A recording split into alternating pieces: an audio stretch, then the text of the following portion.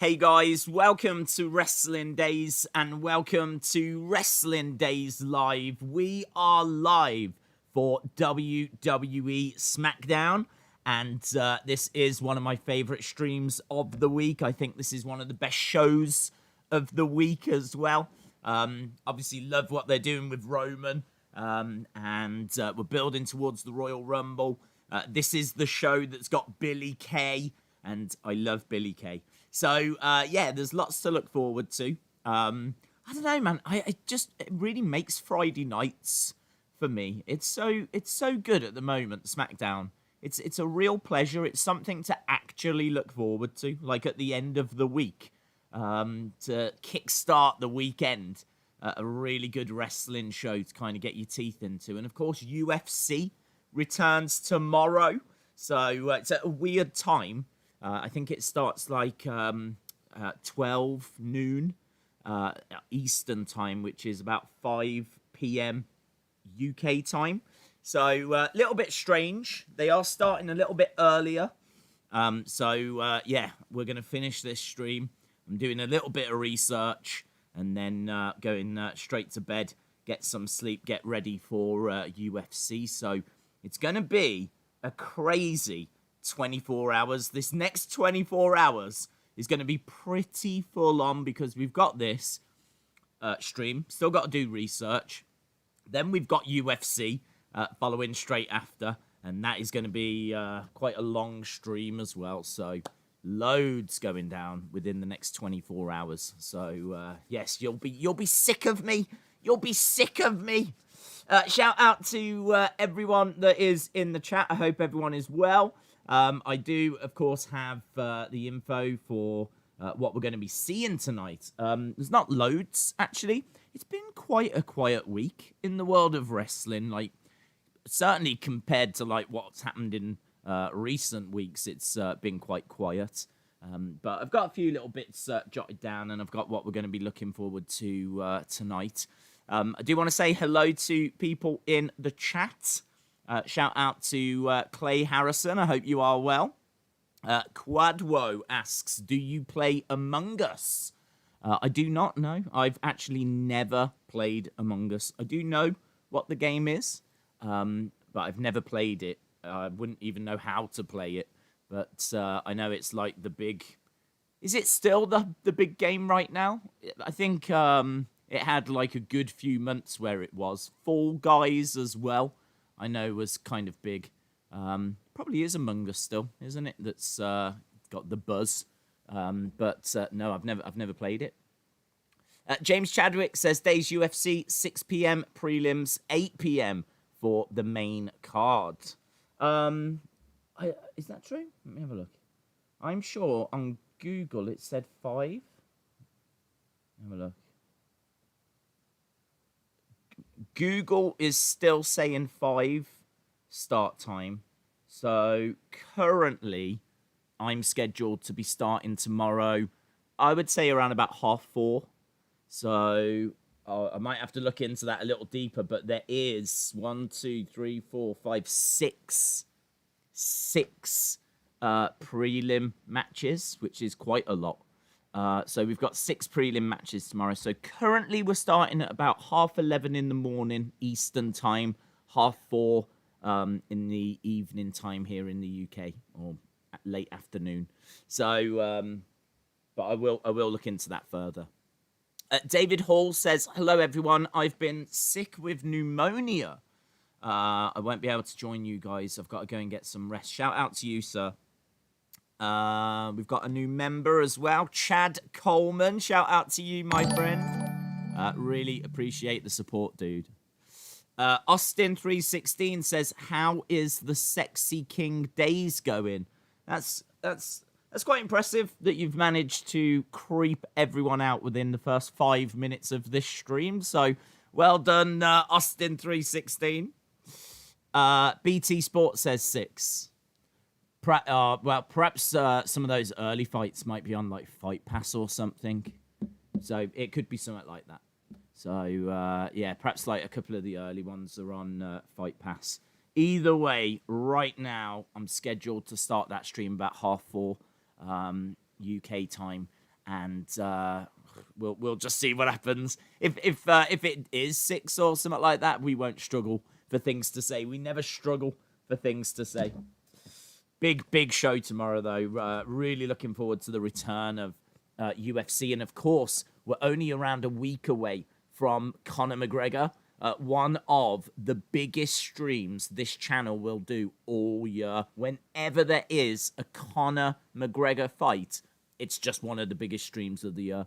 So we're actually just about over a week away from one of the biggest streams of the year for the channel. One of the biggest UFC shows as well.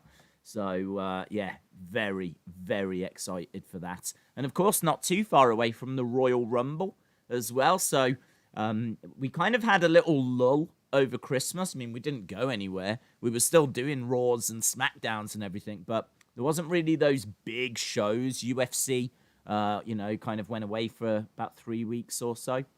So, yeah, there was kind of a bit of a lull. But that is over now. We are back. And very much looking forward to watching UFC tomorrow. With that being said, let's start doing a little bit of wrestling talk. And let's start talking about what we've got on the show tonight. So we know that we've got Nakamura taking on Jey Uso. And actually what was quite interesting was on Twitter, they showed Nakamura arriving at the Thunderdome. That is not something that you tend to get from WWE social media. So it really feels like they are investing in Nakamura. Obviously, he was the star of the show last week, doing so well in that gauntlet match. And this week he's got a singles match that's been booked against Jey Uso. And they showed him arriving on Twitter. So it feels like they are keeping that momentum going. So, fingers crossed, this is going to be a big year for Shinsuke. So, we've got that to look forward to. Obviously, we've got new tag champs, the Dirty Dogs. So, we need to see what they're going to be doing this week as well. I haven't heard if there's like a title celebration or anything like that, but I would definitely expect something from them. My friend? So, that's something to keep an eye on. We've got a contract sign-in with Roman Reigns and Adam Pearce. And we've got Rey Mysterio taking on King Corbin. Those are the only things that have been announced for tonight's show. Of course, we're bound to see Billie Kay at some point as well. We might see Sasha. So, things to keep an eye out for. Hayden Garrett, shout out to you. Hope you are well, my friends. Nathan King, happy birthday shout out to you also. We've got an Ask a Stan alert. Hi, Days. I hope you are well. Just a reminder for you and everyone in the stream to get water and food.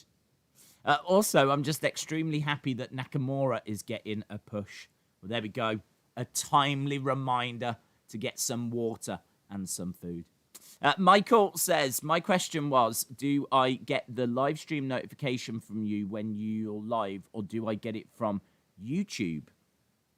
YouTube? I don't press any buttons or do anything. I think the whole notification thing can sometimes be a little bit hit and miss. But yeah, that's all YouTube that sort that out. They've got to earn their money, so they've got to do something, haven't they? So they do all of that. Hasib says, Days, what are you saying for Liverpool versus Man U? Either a draw or a Liverpool win. I think that Man United are doing really well at the moment. I'm a Man United fan. I think that Bruno has obviously revolutionised the team. I think we've got some weak areas that can be exploited. I think we're in a good bit of form at the moment, but going to Liverpool is always one of the biggest challenges of the year. They're very well organised, and I know they're coming off the back of a loss to Southampton, but I can't see them losing 2 in a row. And this is a game that they're going to be up for, prepared for. It's the derby. I could see it being a bit of a stalemate, to be honest. I could see it ending in a 0-0. Everyone's getting so excited for the match, and that's great. I'm excited as well. But I could see it being 0-0, maybe 1-1, something along those lines. Or maybe Liverpool just pinch it. It's the roller coaster ride that is the Premier League. I mean, teams lose one week and then win the next week, and it's just all over the place. But I think I struggle to see United kind of beating Liverpool. I'm really struggling to see that. I just can't see it, even with their injuries. So I'm going to go with I'll go with a draw. But if anything, I could see Liverpool just pinching it. Those are the kind of games where, like, Salah, Mane, do you know what I mean? They turn up. Those are the big games that your big game players arrive on, and they've got some serious quality. So I'll go with a draw. Febin says, what if WWE thinks that Drew just coming from COVID would make it a risk to have a long match and have Goldberg spear him and win? Also, WWE put a post of Goldberg with the title, which got 400,000 likes. I don't know. To be honest, I don't know. I don't know how to answer that, because I think we all know the right way forward is Drew winning, because why keep going back to Goldberg? Why keep going back to that? I mean, I thought his win over Fiend, I thought, was terrible. He shouldn't have won. He shouldn't have beaten Fiend. And like, I have no desire to see him beating Drew McIntyre, who I think they've just spent a year building up. So wouldn't make any sense to me. I feel the same about this as I did last year when he took on the Fiend, and that is, it's a really good name for a champion to beat. You're only as good. Your championship reign is only as good as the people that you beat. It's not really any good you holding the title for a long time if you don't defend against anyone. It's about all the great matches that you have. So him having a great match and beating Goldberg would do something for Drew. So I'm expecting that that's why they've booked the match. I'm not expecting Goldberg to get the win. I think if they were going to do a short match, they'd just do it in Drew's favor.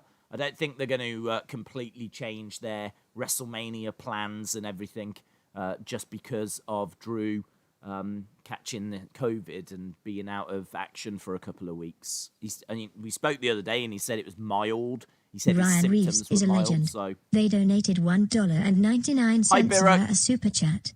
Days, I'm going to be on the Thunderdome tonight. Oh, have fun. Didn't I see that Heather, our very own Heather, was going to be on the Thunderdome as well? So pretty soon the Thunderdome is just going to be full of our community members. We're just going to take over. We're going to take over the Thunderdome. So have a great time, Ryan and Heather, if you are around as well. I believe you are going into the Thunderdome also.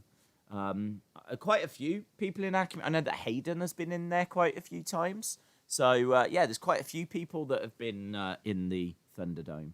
Vaporos Vape is a legend. Have fun. They donated $2 via a super chat. Hi Days, happy Friday, hope you are well. Hi chat. Hello, shout out to you. I didn't see that come through. Where did that come through?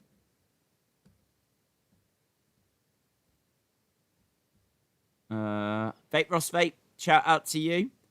I missed that one. It didn't even show up in my chat, so I was expecting her to read David Paul's message, and when she started reading something completely different, I was like, "What's happening?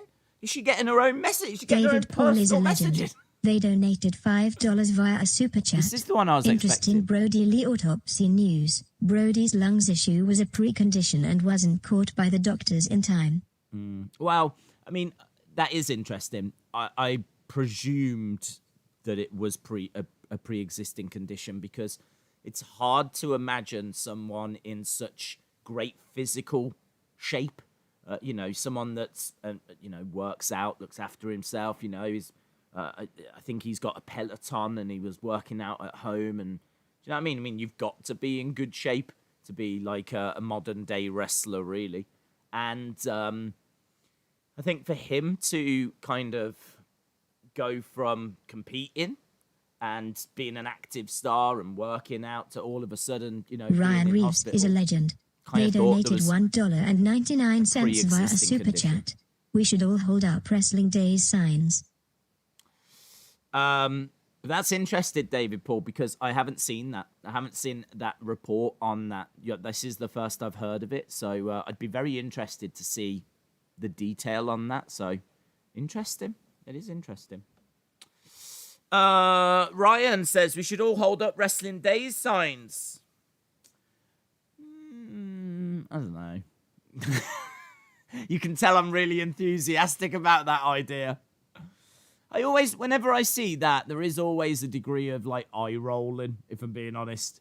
When, like, I've seen people holding up signs advertising, like, YouTube channels or podcasts or things before. It was a bit like, It's much better to hold up a funny sign. Rather than hold up a Wrestling Days one, think of something funny. Go for that. That'll warm the heart. Days, when do you think The Fiend will return? I don't know. I mean, it could be they're waiting for the Rumble. I would imagine that would probably be where they'll do it now that we're getting, just a few weeks away. It seems like they're quite happy giving Alexa the segments. So it might be that they do it at the Rumble. It could be that they had plans to bring him back before, and I think you've got to take into account the impact of Brody Lee and his passing on Bray. I mean, that must have been really hard for Bray. They traveled the world together. They were great friends, and that's a difficult one. That is a real difficult one. That's not something I think that you can easily shake off. So it wouldn't surprise me if they had plans to have brought him back by now, and those plans changed. So let's pencil in the Rumble, but with WWE, it could always be the go home or something like that. But I'm not expecting it to be long. Goldberg walks in, gets a title shot. Is a legend. They donated £1.99 via a super chat. All you got to is to let me in. Potato. Try says Goldberg walks in, get a title shot. I don't think it's fair for other superstars. Well, the only thing I would say is that he obviously is a legend. He's obviously achieved a lot. He's a multiple-time champion. He's someone that I think Drew would like to test himself against. And he issued the challenge. He got into the ring, issued the challenge, and Drew accepted. So I think the way that it was done was okay. You could argue that he should have to win a qualifying match and, things along those lines. But I think I can understand it. I can go with it because I understand that Drew, it's taken him a long time to get to the top. And now that he's there, he's going to want to face superstars that, a champion would face. He's going to want to face your Brock Lesnar's, your Goldbergs, your Randy Ortons, your main event talent, the people that we've seen in main events in recent years. So I get why they've done it that way. I mean, Goldberg, big name, and Drew's accepted, and haven't got too much of a problem with it, if I'm being perfectly honest. My opinion might change if Drew wins the title, if Goldberg wins the title. I think it's a good name for Drew to have a match against. I think it's a big name that even the casual fans know. So I think in that regard, it makes sense. But it makes no sense to me if they put the belt on Goldberg, because what does that do for Drew, having him lose to Goldberg? It doesn't make any sense. So, because it didn't help Fiend. Fiend didn't become a bigger, better star because he lost to God. If anything, it still niggles away at people, doesn't it? So, yeah, they've got to make sure they get this one right. Luke's World. All you got to do is let me in. Potato. Shout out to you, Luke's World. Hope you are well, my friend. I didn't hear the first part of your message when she read that out. All I heard was potato. And I was like, what is going on? High Flying Figs. Shout out to you, sir. Says, Days, if you was ever a wrestler, would you call yourself Daisy Boy Smith Jr.? Yes, I would. Daisy Boy Smith Jr. Rolls off the tongue, doesn't it? Rolls off the tongue. Days, read, or would you say Fernandez is the next Ronaldo. He's started at Sporting, moved to United, realised that measuring. I don't think so. JS17. I think Fernandez is a bit older, isn't he, than Ronaldo? When United got Ronaldo, he was 18 and, learning and developing. And he was someone that was trying a lot of tricks, trying to take on people. I kind of feel that Fernandez is a different player to that. He's a little bit more of a playmaker. He wants the ball, but, he's quite happy, spreading passes and kind of, he's the engine room, really. A lot of stuff goes into Bruno, and I kind of feel that, I don't know if Ronaldo was quite that way. I see them as very different players. I think, both of them working together as they do for the Portugal team, incredible. They would complement each other so well. But I don't know. In regards to him coming to United, being a success, maybe going to Real Madrid later down the road, I can see the comparison there. But amazingly, I don't know that I can see Bruno going on to have the big fanfare that Ronaldo did. I don't know why. I kind of think that he's a bit more quiet, a bit more reserved. He doesn't show off as much. He's not all over Instagram and all of that. Well, to my knowledge, anyway. I kind of see them as very different players, but you can't deny the impact that both have had on United. Days, give us a Razor Ramon impression. Chico, say hello to the bad guy. There we go. Alex, it's a really fun impression to do. I don't do it very well, but it's fun to try. Alex says, Days, if you could put a top star down to NXT, who would it be? Daniel Bryan. I said Daniel Bryan. I've said Daniel Bryan for a long time. My only concern and the only thing that makes me pause now is the fact that I think he's doing really good work creatively for SmackDown. So I wouldn't want to lose that. So I think that Daniel's obviously towards the end of his career. He's got so much knowledge, so much experience. He was an indie darling that made it big. An indie darling that main evented WrestleMania when he shouldn't have. And I think he can teach some lessons to the smaller guys on how to really connect with fans and how to make it. There's not too many smaller guys that have managed to kind of break through. You can reel off some names like Rey Mysterio or Eddie Guerrero, but you are going to be listing some of the all-time greats because it is harder for those smaller guys to kind of get the push, if you will, from Vince, because we all know he prefers the bigger guys. So I kind of think that there's a lot that Daniel could bring to NXT. And I would love to see that. But as I said, he's doing some great stuff on SmackDown. So, I don't know, maybe I'd look at someone like Sami Zayn or Kevin Owens. Or I always think it should be like an indie darling, someone that was big on the indie scene before they went to the main roster. And those names come to mind. But, yeah, I think I'd probably do Daniel Bryan for a little bit of time. Football isn't the same with COVID. Do you watch New Japan Strong? Asks Kevin. I don't know. I would like to, but it's just trying to fit it into the schedule. So I've heard such great stuff about it, but I've never actually seen it. So I should at least try and check one out, especially considering I subscribe to New Japan World, and I just never go onto it outside of like the big shows. If Nakamura versus Roman, then Adam Pearce gives short notice to Nakamura, who needs the title shot. Yeah, they could do that. I've seen a few people saying that they think Adam Pearce is just a stopgap and that at the Royal Rumble he'll be injured and they'll have to find a last-minute replacement and they'll give the title shot to Nakamura instead. I could see them doing that. Equally, because it is the Royal Rumble pay-per-view, and I don't think the championship matches are the big selling point. I mean, at the Rumble, it's the Rumble match, isn't it? People tune in to the Rumble for the Rumble.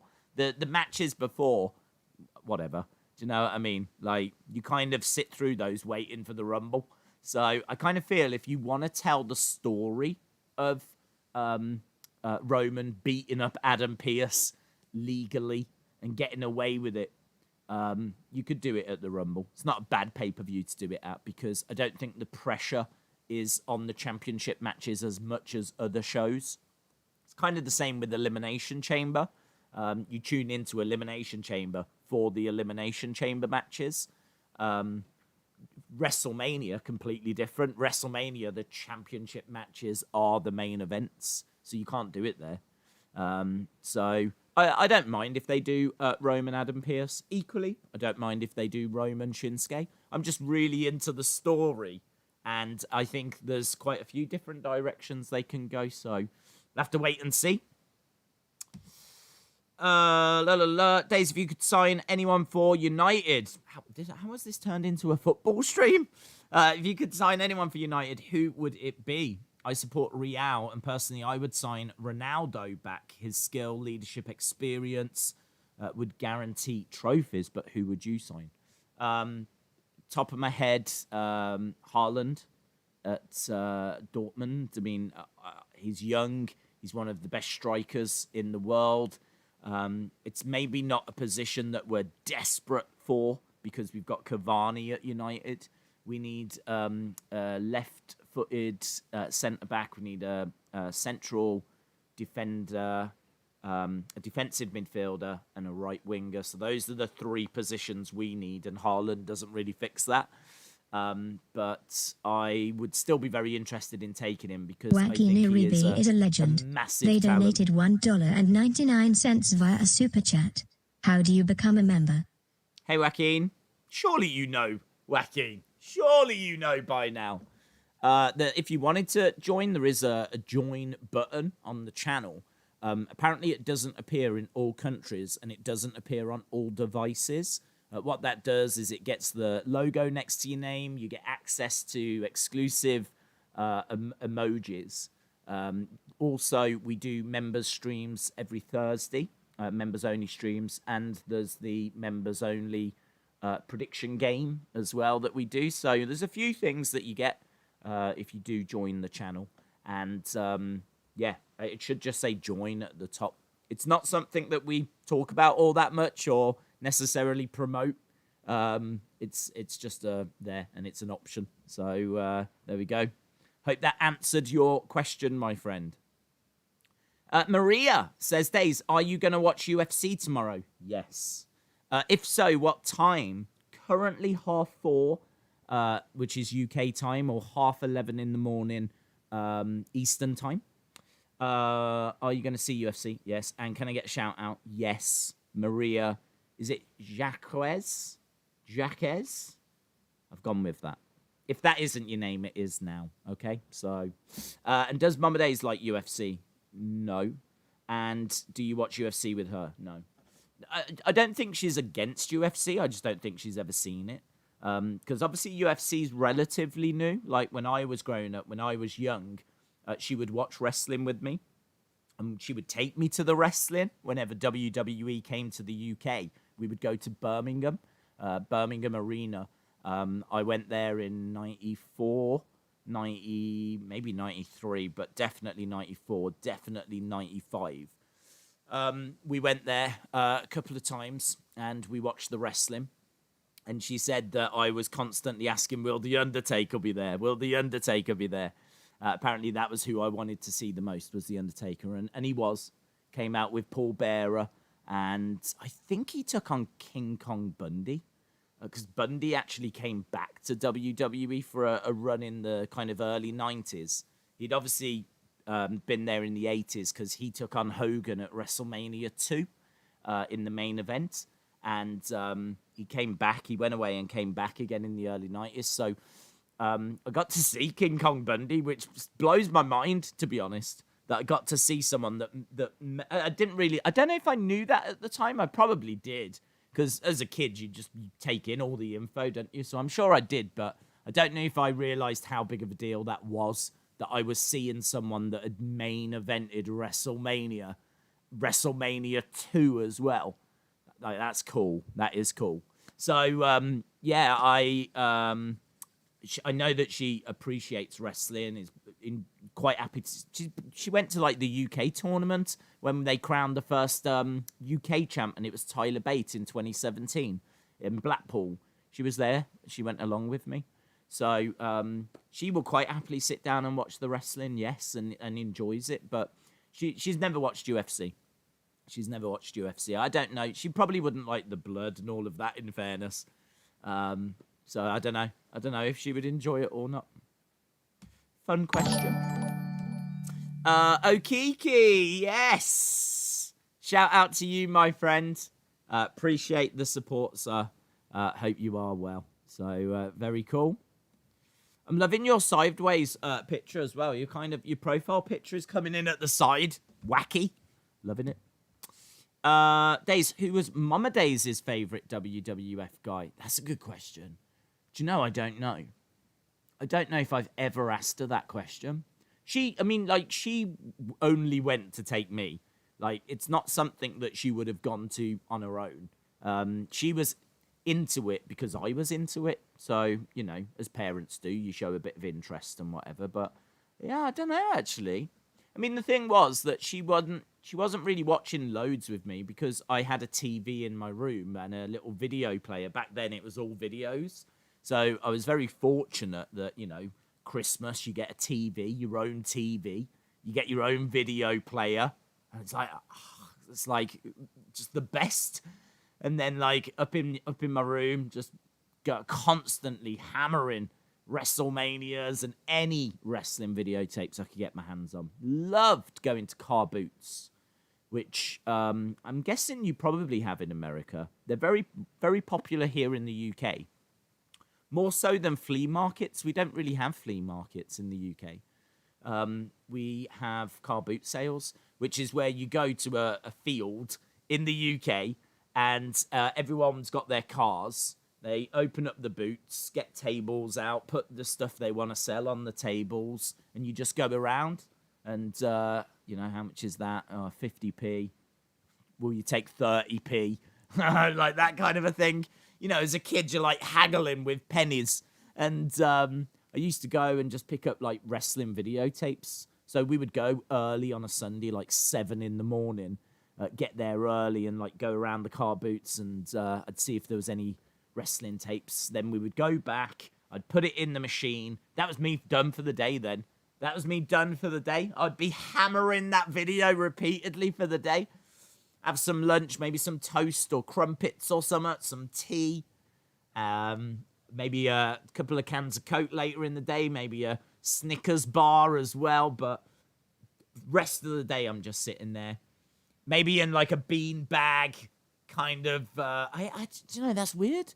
Talking about that, I'd completely forgotten I had that until we're just talking about it now. I had a WWF beanbag chair. It was blue. It had WWF logos on it.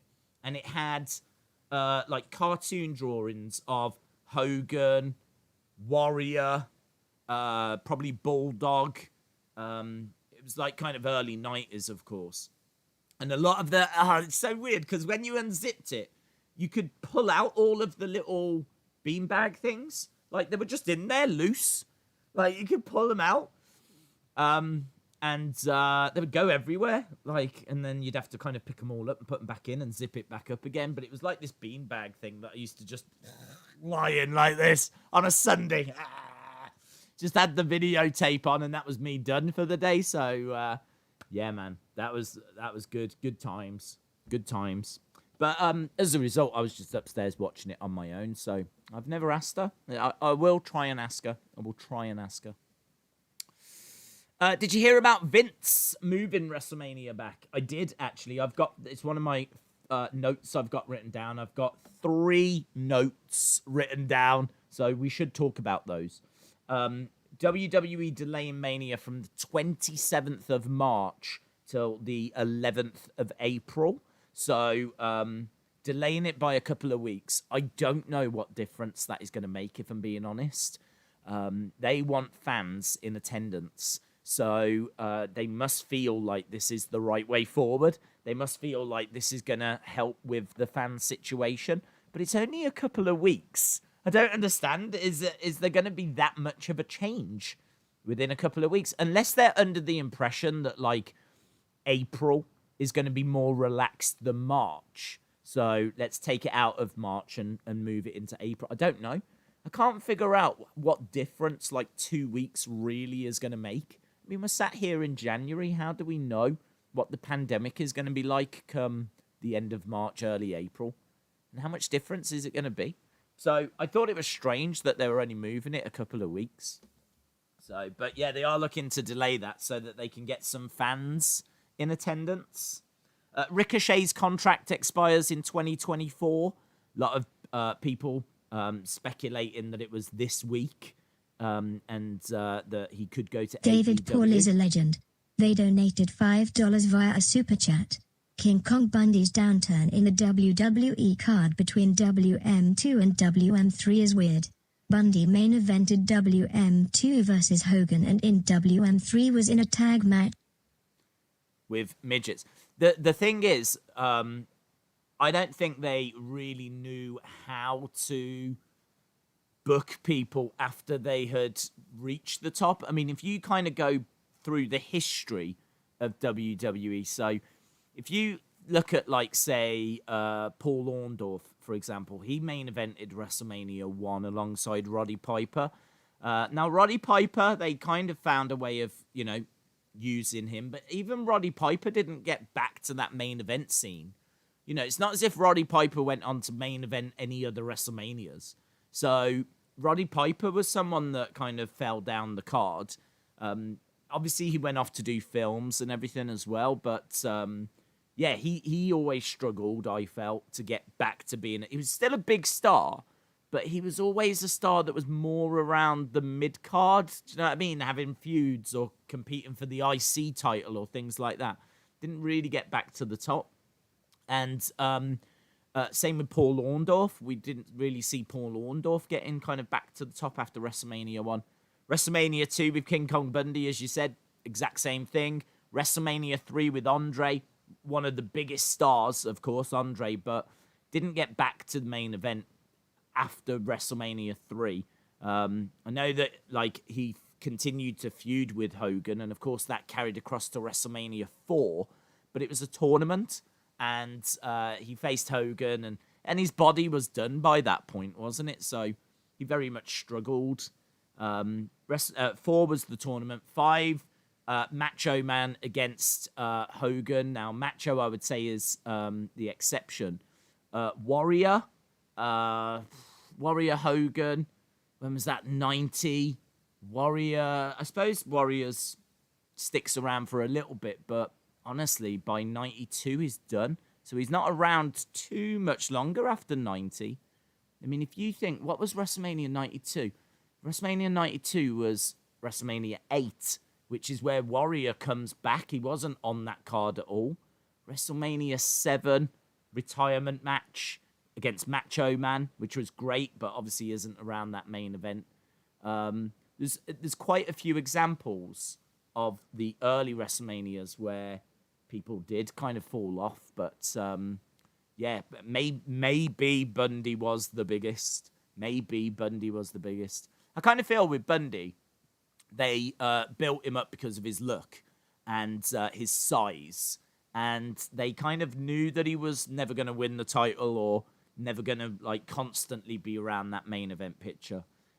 It'd be like building up Lars Sullivan, for example. You build up Lars just to get one big Mania match out of him. Lars, completely destroys everyone for 12 months. And finally, at WrestleMania, you do him against Drew McIntyre. Lars Sullivan against Drew McIntyre. There wouldn't really be the appetite for that now. But when he first got called up to the main roster, before, like, we found out about the tweets and all of that kind of stuff, I could see them doing something along those lines. So perhaps it was just a case that they didn't really see him as someone that was constantly going to be in that main event level. They just needed a monster for Hogan to beat. It's kind of similar with Undertaker, isn't it? With the fact that they built up Giant Gonzalez. Giant Gonzalez got built up and fed to The Undertaker. I suppose similar in a way to Great Khali. Although Great Khali did go on to become a world champion, whatever. Stuck around a little bit. And I'm expecting will be heavily involved in NXT India. So, yeah, interesting. Definitely interesting how they used King Kong Bundy. And it's kind of crazy that they then brought him back in the early 90s, considering they didn't seem to think too much of him outside of that WrestleMania thing. And crazy, they brought back Bob Backlund as well. Early 90s, like around 93, 94, was such a strange time. So I think they were really struggling with they were going through an identity crisis, weren't they? You had Brett and Shawn obviously coming through. But Vince still wanted the next Hogan. And, obviously tried with Lex Luger and that didn't work. And then started to look at Diesel and that didn't work. And should have just, gone with Brett and Shawn. Eventually he does. But by the time he's kind of got that ball rolling, that's when we start getting Stone Clown Cold. 1 is a legend. They donated £1.99 via a super chat. You asked Mama Days in an old Q&A. She said take her. Oh, there we go. So there we go. I did do a Q&A with Mama Days, and I can't remember asking her that question. So I do like that video, though, because there was some stuff that she said in that even I, wasn't aware of, like when she was talking about taking me to the shows when I was young and everything. So I'm really pleased that we did that video. And that's on the channel. There's a Q&A with Mama Days, and it seems like she answered that question. So there we go. Shout out to you, Miss Clown 1. Anyway, let's get back to this. So Ricochet, apparently his contract expires in 2024. WWE delaying Mania so that they can have fans. I don't know how beneficial that's going to be, but whatevs. And also, we've got the lineup for the next Dark Side of the Ring. So, Dark Side of the Ring, it's the show that's on Vice that obviously people love, and they do such a good job. It is great. We've got the lineup for the next season, and it's going to look at Brian Pillman. It's going to look at Dynamite Kid, the Collision in Korea. That is a video that I have wanted to make since this channel started. I have always wanted to make a video on Collision in Korea because I find it so interesting. Collision in Korea still is the biggest wrestling show ever. It took place in Korea in mid-90s. I want to say 95. It was WCW and New Japan working together, and they put a show on in Korea, and apparently people in Korea were told they had to attend. So this stadium that they've got, can't remember what it's called. It's like the Pyongyang Stadium, something like that. I think it could still be the biggest stadium in the world. Holds about 160,000 people. And 160,000 was there on both days. So I think combined, it's over 300,000 people attended this show in Korea in the mid-90s. And no one knows of it. Like, it never gets spoken about. You can't watch it on the network. Blows my mind. It just blows my mind. And apparently, like, when they were in the hotel, their phone calls were being listened in on. And, it was all some very interesting stories. To make it even weirder, Muhammad Ali was there. They wanted to bring as much star power as possible. Ric Flair was in the main event. I think he took on Antonio Inoki. I think it was Ric Flair against Inoki was the main event.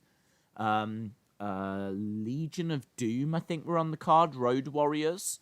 I seem to remember Hawk in particular was definitely on that card. Who else was there? I can't remember off the top of my head, but there was a few names that you will have heard of. But main event was Ric Flair against Inoki. But Muhammad Ali was in it. I think he was just like guest timekeeper, whatever. But they managed to get him there as well. Obviously, Eric Bischoff was there. He was playing a part because he was representing WCW. And apparently they had to go to China to then get a special plane that I think was like a military plane that then allowed them into North Korea. So it's a crazy story. You can't watch the show on the network, but there are clips on YouTube. It's called Collision in Korea, and I can't wait for that episode of Dark Side of the Ring. It's a story I've known about for a long time, and as I said, even since like 2016 when this channel started, it was a video that I wanted to make. There is actually a great video someone's already done on YouTube about it. It's got like an animated thumbnail that I've watched in the past, and they do a brilliant job of telling the story. So if you want to look into that a little more, then I recommend it. XPW, Grizzly Smith, and Bruiser Bedlam. Those are the 6 announced episodes for the next season of Dark Side of the Ring. Coaster Maniacs, shout out to you, my friend. Hope you are well. Coaster Maniacs Gaming, who has got an interview with Lita coming up, I believe. Haven't seen any more details on that. Don't know if you can share any information on that, Coaster Maniacs, but a live Lita interview. Coaster Maniacs Gaming is a legend. They donated $20 via a super chat. How's it going? Just got news that the Walmart next to my store has 16 workers with the virus still working. Everyone in the strip is so mad. Stay safe, everyone. Well, get through this. Hang on, 16 people have got the virus and they're still working. What? That's crazy. There's that is crazy. That has got. How has that not been reported to the authorities? I don't understand. There's no way that can be allowed. No way. 16 people with the virus still working. There's no way. That's mad. I completely understand why everyone is mad. I'm getting angry. I'm sitting here getting angry about the news. That is crazy, Coaster. Ryan says we should all hold up Wrestling Days signs. I don't look for that, to be honest. As I said, hold up a sign that's just funny instead. I'd much rather be looking out for that. I'd much rather have a giggle rather than go, oh, look, Wrestling Days. But shout out to you, Ryan. Crazy, says Monica King. Days, did you see Jay feuding with Big E and then going on to feud with Roman and maybe winning the title? What, Big E going on to win the title? I can see, I mean, yeah, they're clearly building up Big E. He's getting an Intercontinental Championship run at the moment. I think he should be the person that ultimately beats Roman. I wouldn't do that until at least SummerSlam, and even then, I wouldn't do it. I think that should be maybe WrestleMania next year. Although saying that, if they've got plans to do Roman against Rock at WrestleMania next year, then obviously that takes priority. So if they have got plans for that, maybe we're looking at like SummerSlam 2022. I don't see any need to take the title off Roman anytime soon. Why? Why would you want to do that? He is the best thing going right now. He's the biggest star right now. He's knocking it out of the park. I feel like he's only just got going since he came back. So he had that little feud with his cousin, and obviously that was great storytelling. Now his cousin is standing by his side, so awesome. He's had one feud since then, and that feud was with Kevin Owens, which was great, really worked. Now he's doing a little summit with Adam Pearce. They're kind of taking it really slow, and I really like that. And if you keep taking it slow throughout this year, Austin316 is a legend. They donated $10 via a super chat. Hello. Hey Days, with Roman having so many targets on his back, do you think they'll have an elimination chamber match for the Universal title? They'll also build it to use it so Roman can't cheat to win. I don't know, to be honest. I wouldn't do that. I think that's a good shout that they could, but I personally wouldn't do that because Well, I kind of think that this little storyline with Adam Pearce is Roman's way of showing that he is in control. Like, Adam Pearce now finds himself having a match against Roman at Royal Rumble. That wasn't planned. That's not something that he was looking for. Like, he's just trying to make the matches, and, you know, he retired like 6 years ago, and now he's in a match. And this is Roman's way of showing, I get what I want. I'm the one that's in control. You might think you're the authority around here, but I run the show. And I love that story. I think it's so rich. I really enjoy it. So I think for him to then be put into that match kind of shows that he isn't in control. So I don't know. I like the idea that Roman bullies the roster. Is the one that's kind of calling the shots. Adam Pearce just getting really frustrated, not knowing how he can get control back. I would tell that story. And I don't know how him being put in an elimination chamber with loads of people going for his title, I don't know how that works. Unless Vince just arrives one day and tells Roman that this is what we're going to do. And, you know, I could see you doing it that way, but yeah, I don't know. I like the idea of them having Roman just bullying everyone, calling the shots, making it his show, and then ultimately someone stands up to him, you know, and ultimately that person may be Big E. But as I said, I think we're quite a way away from that. But I suppose there is a way to get there. As we said, Vince could turn up and just make the match.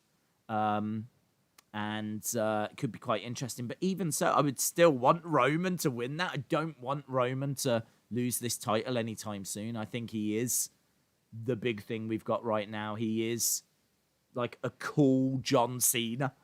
Like, he's a guy that's going to be champion a lot and very often. You need to get used to it. And but he's really cool with it. I'm so into this storyline. I think it's the best thing they've done in ages. I couldn't tell you the last storyline that I enjoyed this much. I think it's brilliant. So, interesting thought, Austin.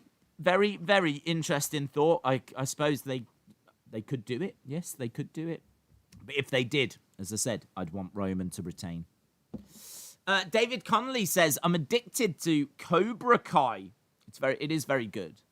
I prefer the start, if I'm being perfectly honest. I kind of feel that as it goes on, it kind of the storytelling.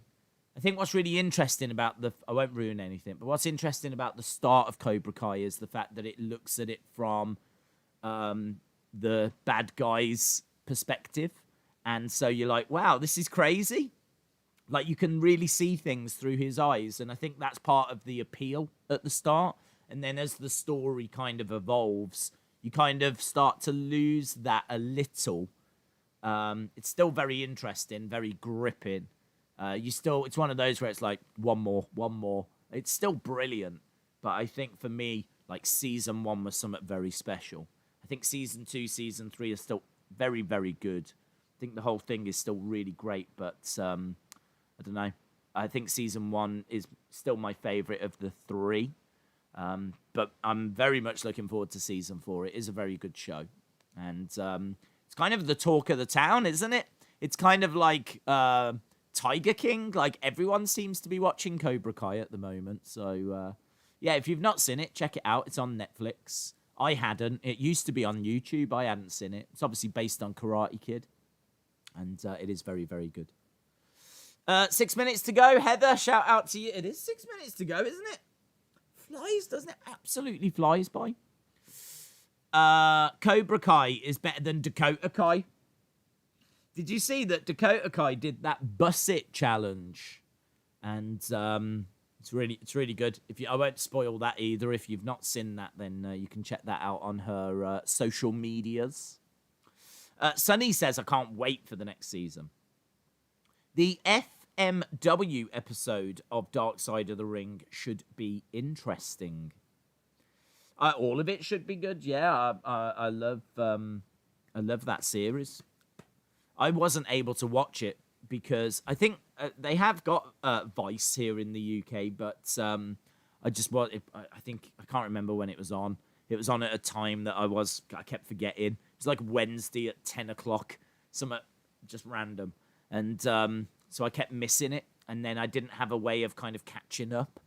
So thankfully they did put it onto a catch-up service, and so I just binged a load of them, and yeah, they are great. They are great.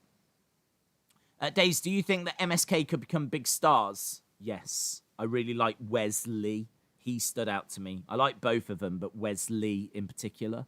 But yeah, as a tag team, I think they are the DIY, the revival kind of level that NXT needed. So very good team, very good team.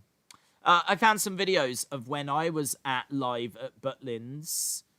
In 2019, we saw Daniel Bryan against Luke Harper. Rest in peace, Brody Lee. Got to keep some of the barricade banners from the event. That's cool. Shout out to you, Alex. Men's Elimination Chamber should be whoever wins faces Drew at WrestleMania. And Sheamus should win, not Keith Lee yet. And for the women's, it should be that Sasha defends inside the chamber. That's interesting, Harley. That's interesting. I could agree with that, actually, because I think that Daniel Bryan could win the Rumble, and then we get Roman versus Daniel at WrestleMania. That's done. There's no need to kind of rock the boat there. And then you could be right. Who faces Drew? Well, we find out at Elimination Chamber. Winner faces Drew. Days, WandaVision is out, says Wrestling Days fan. Yeah, I've not seen it, but I've heard the reviews are great. So that might be something that I try to watch next. So that is on my to-do list as well. All of that kind of stuff is just in the background for me. I when I'm editing or researching or doing whatever, I have it on in the background. So yeah, I'll try and watch it, but I'm not sure when I'll get a chance. Cobra Kai was really good for me, like over the past few weeks where we've not had UFC. Like I've had like a few weeks where I've had a little bit more time than usual, not loads. So it was good for that. So I'm glad I managed to kind of catch that. Days, I know this is random, but could you imagine if Mattel ever made a ref figure? They did make one. They made Dangerous Danny Davis, who was an actual referee. He was a builder figure, so you had to buy a series and then you could put them together and then you'd have a ref. So they have made one. He was an old school ref with a bow tie and everything. They haven't made any they haven't made a John Cone, and I don't know why. To be honest, I kind of feel like if they made a John Cone, that would sell in his current attire. Like, surely everyone needs a ref. So yeah, I don't know why they've never done that. But there is one out there anyway. You can get a Mattel referee.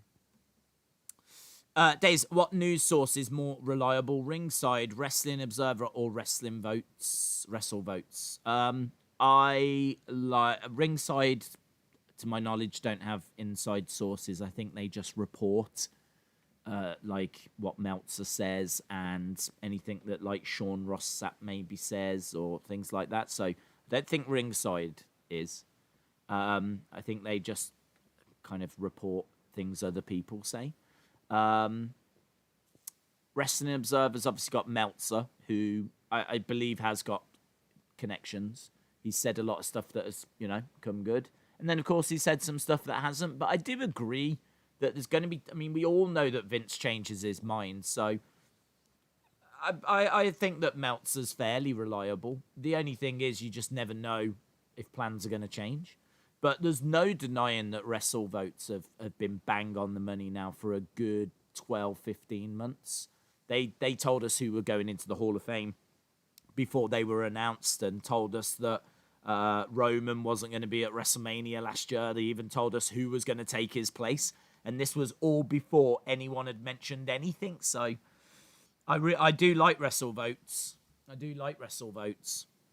I think they have got some inside sources, so I would definitely listen to Wrestle Votes.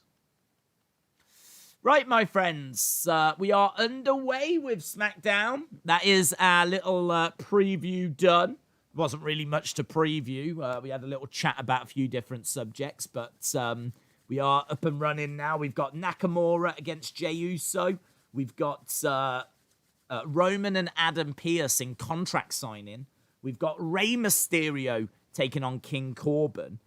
We're sure to hear from the Dirty Dogs. I'm guessing we're going to hear from Sasha Banks as well. So I'm guessing there's going to be a few things that we're going to get tonight. And it should be fun. The one thing you get from SmackDown is a bit of storyline development and a few significant moments. So even though it might not look like the most exciting night on paper, it should still be good. Are you ready for a good time, says Serious Gaming. Shout out to you. Lone Star Friend, shout out to you. Son Ilya, is it? Shout out to you.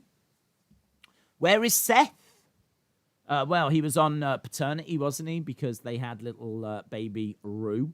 So he should be coming back, probably Rumble. They're just showing us the gauntlet match from last week, so you're not missing anything. They're just showing us what went down last week. Days, your mom took your WWE toy. I don't know what you mean. What do you mean? Is she stealing toys from me now? That is so on brand for her. David Paul says, Disney is being sneaky. The first 2 episodes of WandaVision are available now with new episodes every Friday. Oh, I think that's a good way of doing it, actually. I'm quite good with that. It's a clever way to keep you subscribed, isn't it? Rather than just completely being able to binge it all in one go. So, I don't know. Not too against that. David Connolly says, I've nearly finished Cobra Kai Season 1. It's very good. Very good. Where is Murphy? He's probably doing the bad thing with Aaliyah. That would be my guess. Quentin says, I'm going to do matches on 2K17 or 2K20. 2K20 is a bit of a glitch fest, isn't it? I don't know if they've fixed it with some patches now, but I must admit I saw like a couple of those 2K20 1 month later type videos, and it still looked pretty rough. So maybe do 2K17. Austin316 says, Days isn't looking forward to Billie Kay. How dare you? She's legit one of the highlights of the show for me. She should be doing the role that they've seemingly given to Sonya. Right, video package over. We've got Roman backstage reading the contract. He doesn't like it. Something miss him.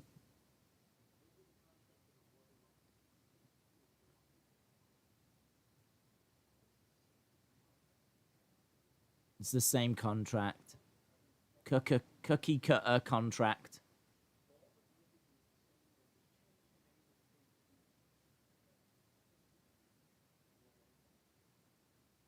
Roman closes it.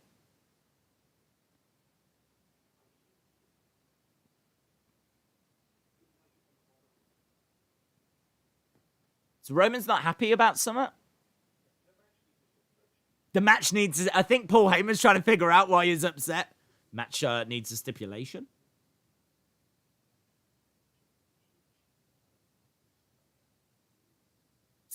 It's so good. I mean, like, this just makes Roman look like a mafia don, doesn't it?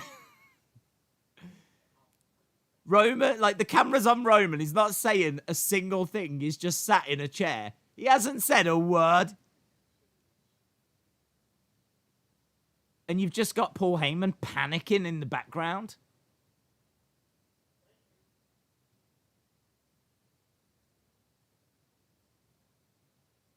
Oh, it's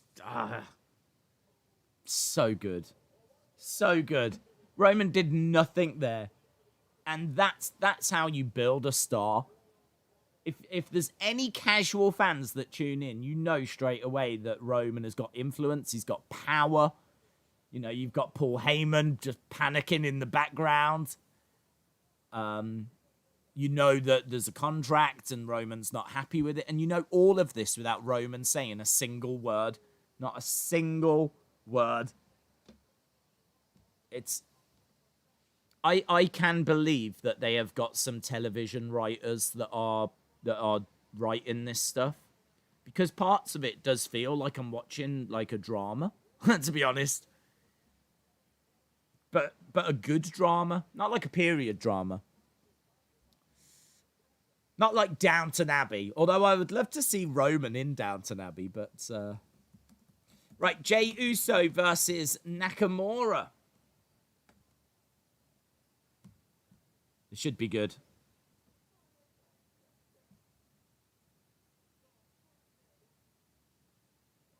Welcome to the Bloodline show. Welcome to the Bloodline show. So, Jay saying a few words before Nakamura comes down. They donated $5 via a super chat. I hope we see footage of Roman and Jay beating down Cesaro backstage last week, and that is why he didn't help Shinsuke. What? What is wrong with this woman? Cesaro, Shinsuke? What? Chinsaro? Who the hell is Chinsaro? Shinsuke? Shinsuke? Oh my god. Yes, I would like to know why Chinsaro didn't come down as well. To help Shinsuke. Shinsuke sounds like this really cute like little toy that you get for Christmas. Did you see what I got? No? I got a Shinsuke.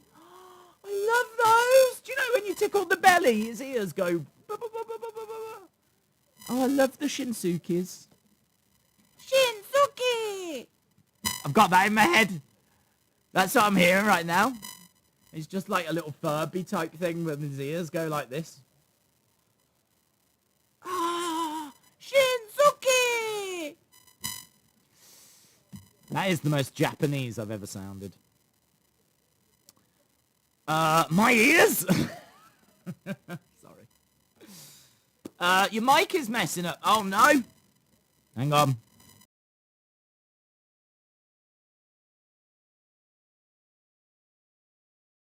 That. And I don't know why. It's really, really annoying. Really annoying. I think it's bad, like, microphone design.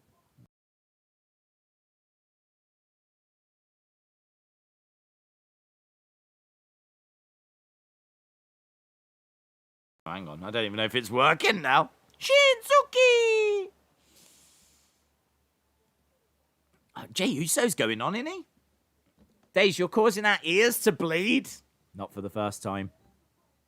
Amazingly, since we got static, our viewer rate has gone up. So you've got to give the people what they want. Has the static happened yet? There's just loads of people like, has the static happened? That's the only reason I tune in.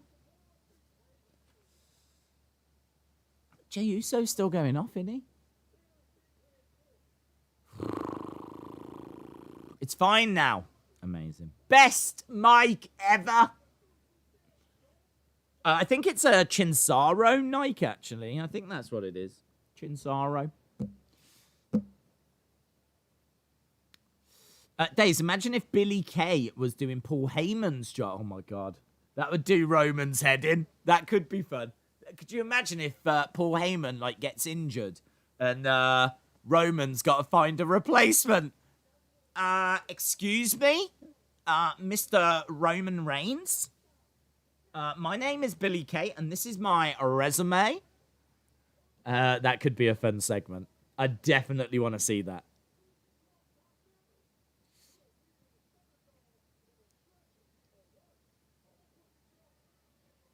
Okay, so they really left Jey Uso out there for ages, didn't they? So he was going off on Nakamura. And Nakamura coming down with his old music. Hasn't got that guy going over the top of it.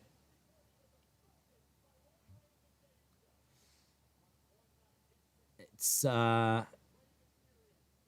this should be a lot of fun, man. I love Nakamura. Old theme. Old theme.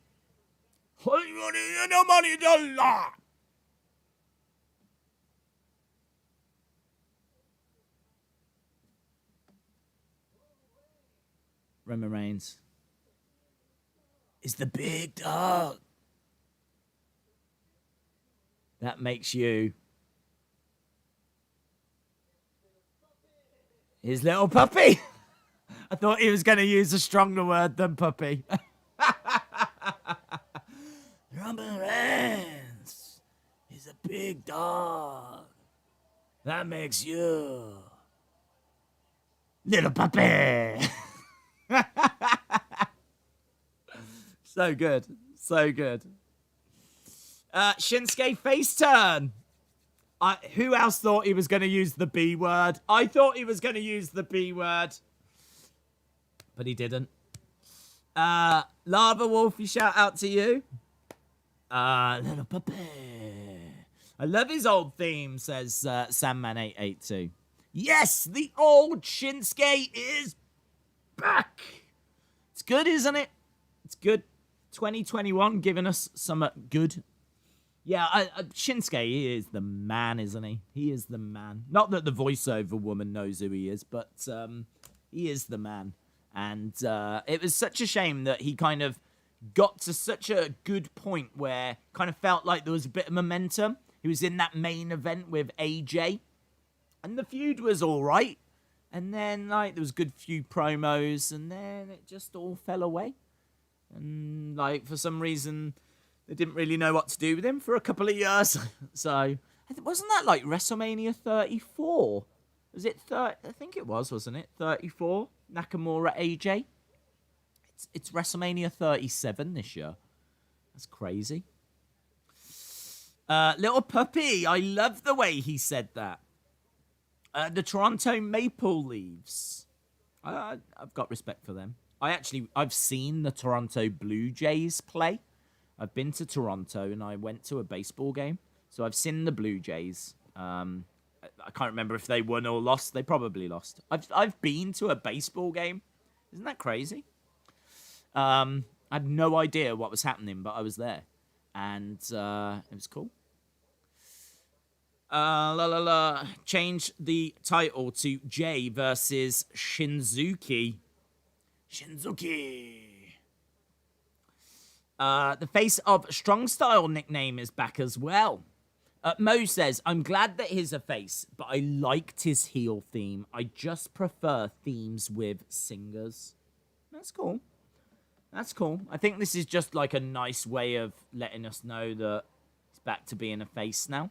Things have changed. Birek says, do you think that it's Kevin that's actually going to sign the contract instead of Pierce? I don't know, actually.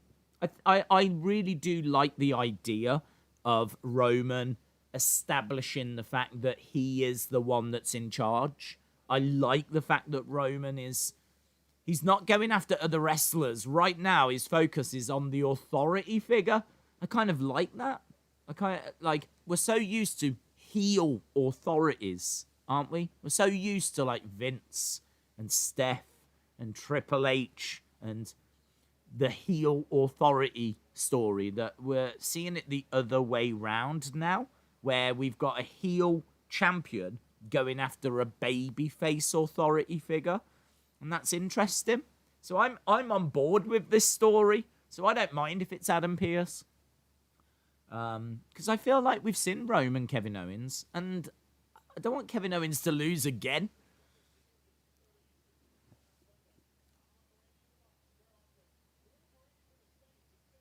What's this? Michael Cole telling us about some games?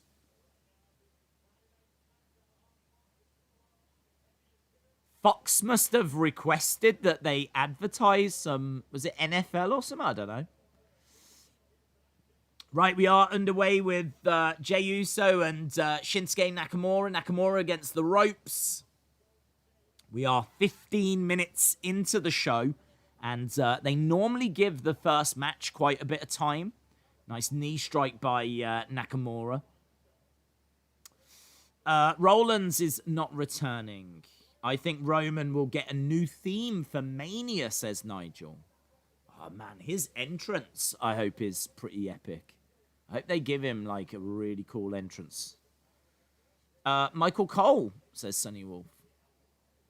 Yeah, Michael Cole was just reading out some, like, join us on Sunday where the Packers are taking on the children. I don't know. Go Packs go. Did he say Packers? I don't even know why that was in my head, so maybe he did say it and that's how it got in my head. Nice slam there by Jey Uso on Nakamura. Jey Uso in control at the moment.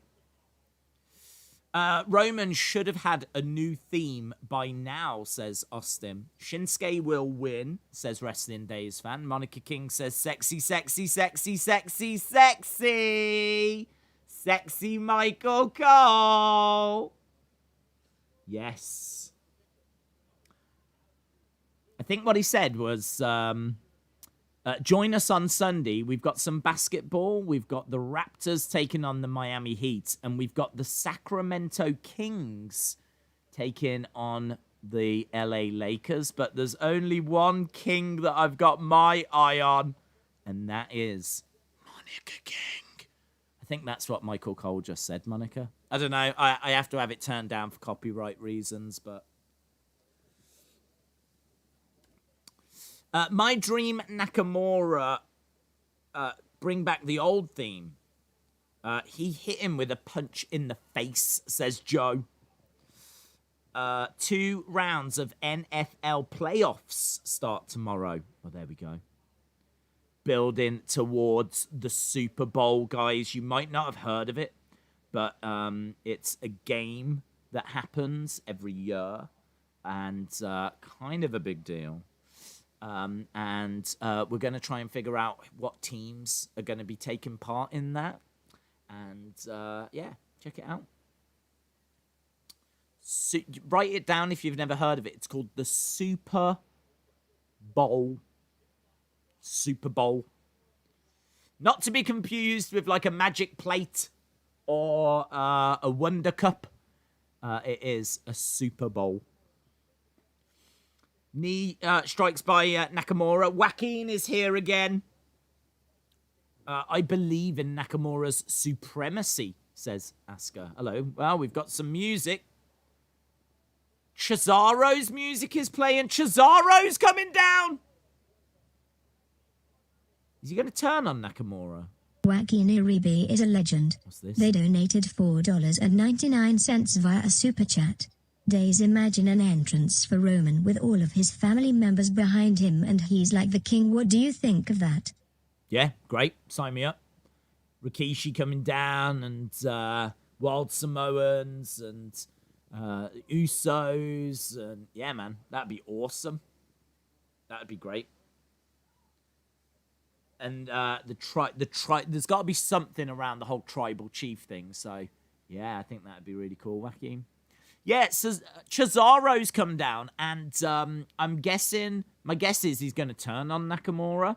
My guess is that he's going to feel like he's been abandoned. I mean, Nakamura against Cesaro, that feud could be awesome, couldn't it?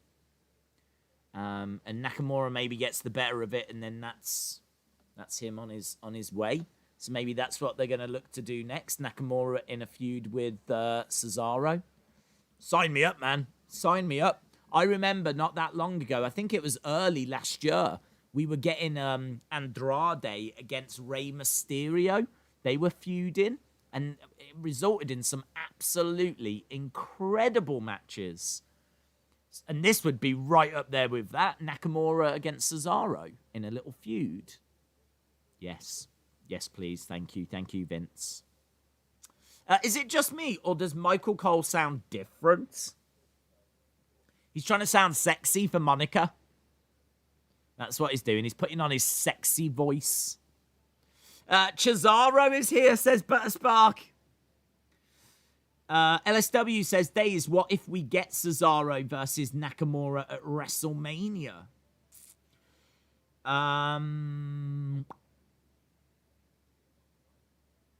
Is that big enough? I don't know. It'd have to be a real grudge. They'd have to put some effort into the build. Because I don't know if that's big enough for Mania, if I'm being honest. That's kind of one of those matches where you go, yeah, that'll be cool. But Mania is bigger than that, really. Although saying that, didn't we get like Elias versus King Corbin at WrestleMania 36? You see, those are the kind of matches I don't want at Mania. I don't want those stupid matches, filler matches, get rid of them. I want championship matches or like ends of really intense grudges. And, you know, maybe it could be that. So, yes, I'd be down for it as long as the build, the storytelling is really good. I'd be down for it. They both deserve it. And it'd be an incredible match. So, there's lots of positives. But I suppose the only thing is, I'm not sure they're going to build it right. I would worry that they wouldn't get the creative quite right. But they're doing great creative stuff at the moment on SmackDown. So, perhaps I shouldn't worry. I would reluctantly agree to that match being at Mania on the condition the build is right. Is it just me or does Michael Cole's audio sound weird?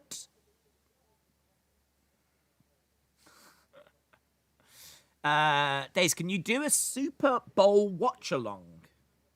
That would be the single worst stream that has ever taken place on YouTube because I don't know the rules. I don't know anything about American football. I don't know the history of the teams. I don't know who's good. I don't know who's bad. I don't know if there's certain plays that mean anything. I don't know the names of great players. I mean, honestly, I would be watching hoping that William Refrigerator Perry was going to play a part. Or Lawrence Taylor, or OJ. Right, that's about it. I don't know anyone else. Tom Brady. Gronk. That's it. So, if any of them are playing, then it would be good. I could do something with it. But outside of that, no.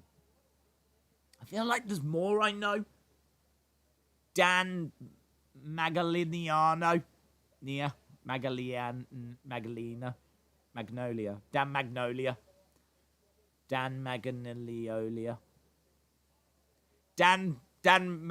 Wasn't he in Ace Ventura? I feel like he was in Ace Ventura. That's the only reason I know him. So, Dan, if you're watching, shout out to you. Nakamura down in the corner. Nakamura in the corner. We got Cesaro on commentary. Knee strike.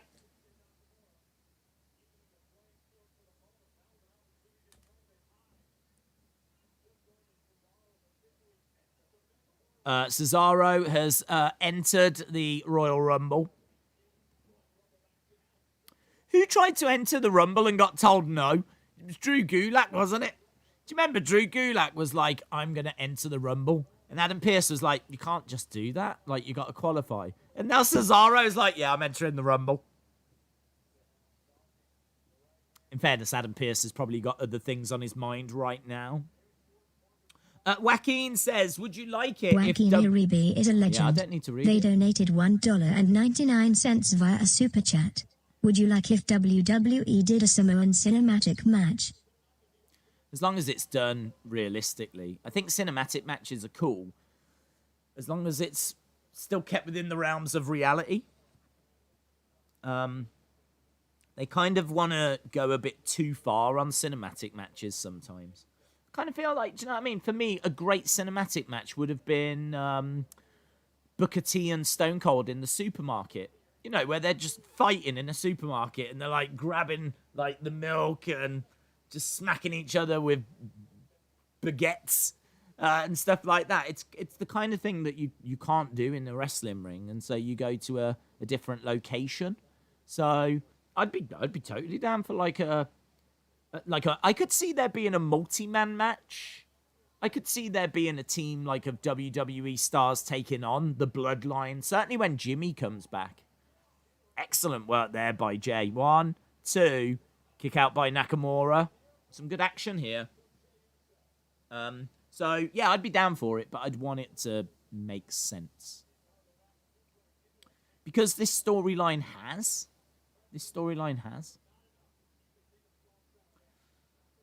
I just look at things like, you remember the Street Profits, Viking Raiders, where we had like ninjas on bikes, and this is what I'm saying. Like, start doing cinematic match. You say to Vince, right, you can do anything. We can edit and we can do anything. He loses his mind. Knee strike by Nakamura. 1, 2. Kick out by Jay. Aiden Williams, shout out to you. They need to stop announcing the entries, says Wrestling Days fan. Going for the Kinshasa, but super kick by Jey Uso. What about a tag team Royal Rumble match? Don't know. Kind of think that you might start getting a bit of overkill then. Like, men's is great, obviously. Women's has been a brilliant addition, but I don't know, 3 Rumble matches might start making them feel a little less special. 1, 2. Jay trying to use the ropes, and he does use the ropes, but the ref has seen it. The ref has seen it, and he's like, no! You little cheater! You little rascal! Oos! What you doing, Oos? You're cheating, Oos! Roll up by Nakamura. No! Kinshasa! Kinshasa! Yeah! Nakamura wins! La la la la la la la la. Good. Good little opening match. Cesaro in the ring holds up Nakamura's arm. The two embrace.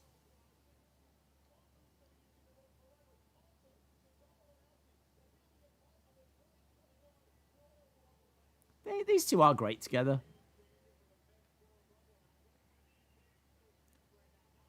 Cesaro seems quite proud and happy right now. I do think there will be a turn, though. Now that this tag team is seemingly done, I do think there is a turn on the horizon. I'm sure you feel the same. I can't be alone in that. Scott Turner says, well,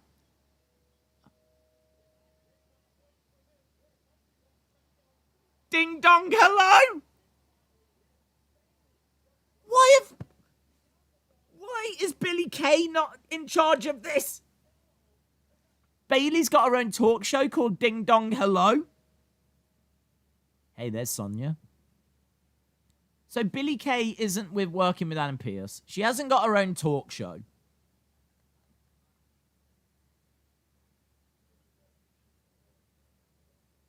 Scott Turner is a legend. They donated £2 via a super chat. If Omega versus Rollins happens, would it be 5-star? Omega Rollins happens, would it be 5-star? I think there'd be a good chance of it, yes.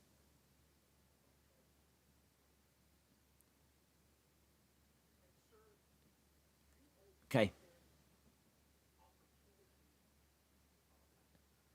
You've got the opportunity of a lifetime.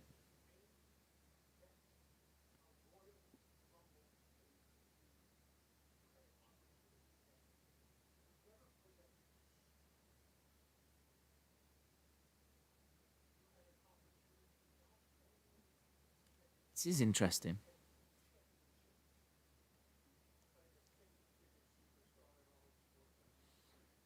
So Paul Heyman really building up this contract is like, in your hands, you've got a big opportunity. An opportunity that Scrap Daddy never got.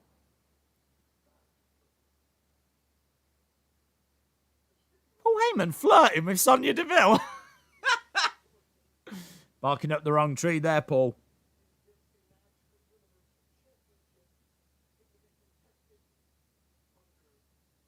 No. DQ. No DQ.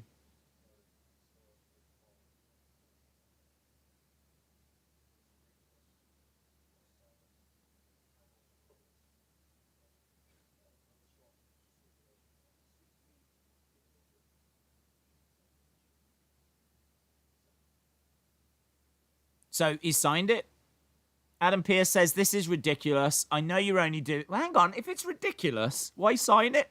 Why does Adam Pearce not have the ability to say no? I don't understand. If someone came that brought that to me, I'd be like, wow, no, I'm not agreeing to that. That's stupid, isn't it? But instead he goes, this is stupid. This is ridiculous. This is only designed to get me injured. I mean, yes, I'm signing it. I'm signing it as I'm saying this, but this is just stupid. This is the stupidest thing I've ever seen. I can't believe that you've brought this to me. Yes, I'm signing it. Doesn't make any sense.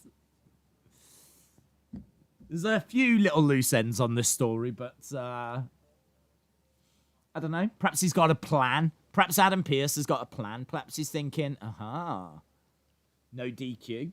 I can get my boys. Call up the boys. Boys, I need you at the Rumble. Get them to come down. Maybe Adam Pearce might have a trick. Maybe the Scrap Daddy has got a trick or two up his sleeve. Probably not. Why can't any authority figure say no? I don't know. Pearce just signed his death contract, says Aiden. Alex says, do you think it would be good for those who come up to the main roster early to go back to NXT, such as Apollo, Robert Roode, and Shinsuke? Well, not with Shinsuke. I mean, like, Robert Roode's a tag champ right now. Shinsuke's getting a push. Apollo, he isn't connecting, is he? I can't quite put my finger on why, but he isn't connecting. He's never really connected. They gave him that push where he was the United States champion, so they have tried. I think he needs a gimmick. What is his gimmick? What does he do? Who is he?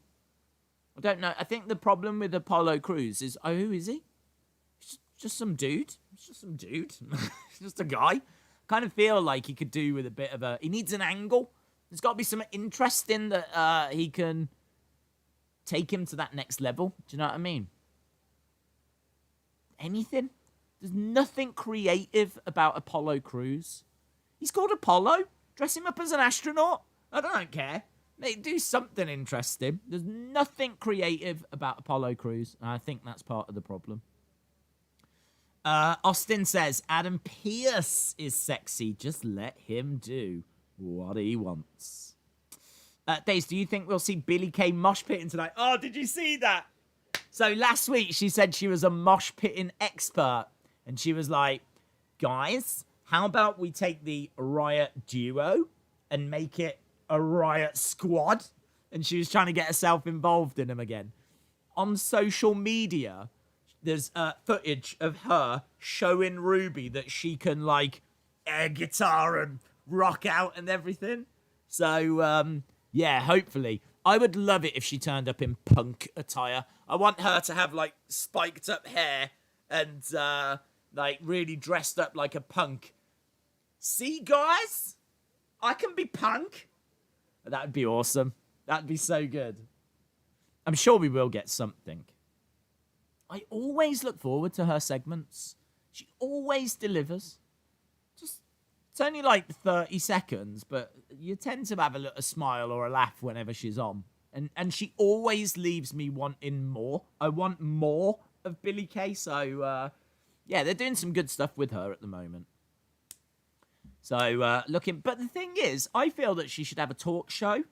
I think she would be awesome with the talk show segment. And now they've just given it to Bayley. Bayley doesn't need it. Bayley doesn't need it. She's not bad. She can talk. And she you know, fine. But I just think that Billie Kay needs it. Jey Uso is upset with Charles Robinson. Charlie. You need to do your job better, Uso. You're about to get fired if you mess with the chief. See, this is what I'm saying. Look, now they're starting to intimidate referees. That's good, isn't it? Putting pressure on Adam Pearce, putting pressure on refs. They could put pressure on everyone and just run the show. I'd love that. And then someone's going to have to stand up to him. It's good. I feel like this is really building.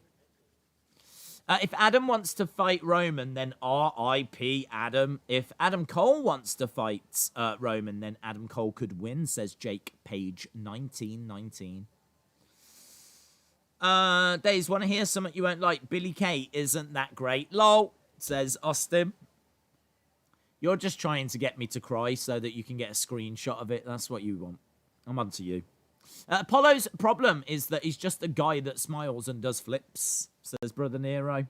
That is true. Billy Kay's talk show could be real journalism for you. Well, if she got her own talk show, it would look great on the resume. Oh, that's all I know. I really want them to sell signed Billy Kay resumes. I don't know why this is a difficult thing. Why is this a difficult thing? Why is this something they're refusing to give us? We got Kayla Braxton. And she is with the Street Profits.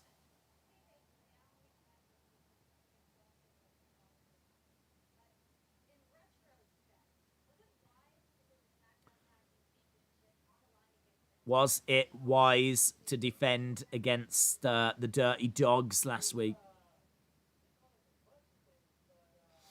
It's weird they don't have the titles, says Nobfreeze.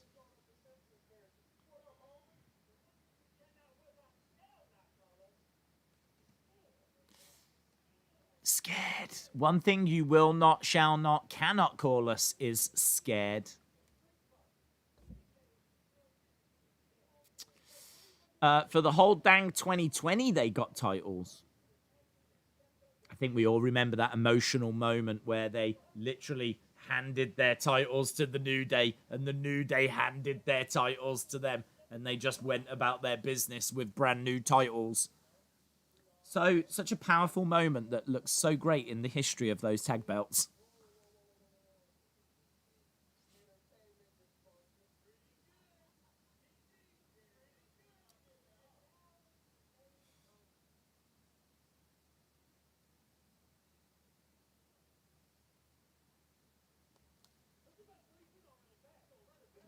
They're going to run it back, they say.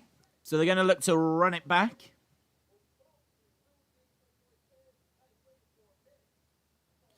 SmackDown is entertainment, says Tattoo. I agree.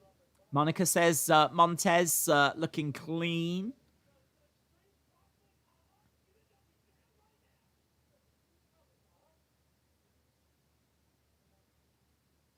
The only problem, Monica, is if you want to get your hands on Montez, you're going to have to get through Bianca Belair. Ooh, Apollo talking to Roman? That's interesting.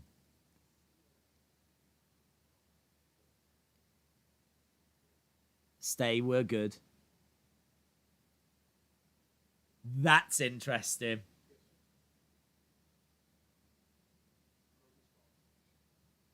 No DQ. Roman's not signing?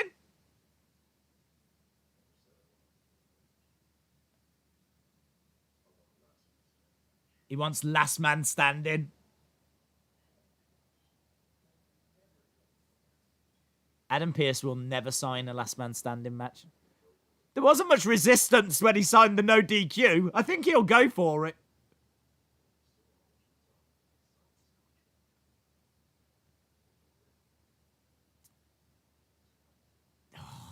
Look at this. Don Reigns is calling the shots here. Tell him he's signing it, and he's signing it in the ring tonight. And Apollo being with Roman is the creative angle that Apollo needed.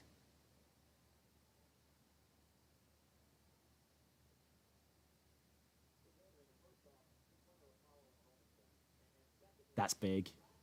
That's great. That's great. Love it.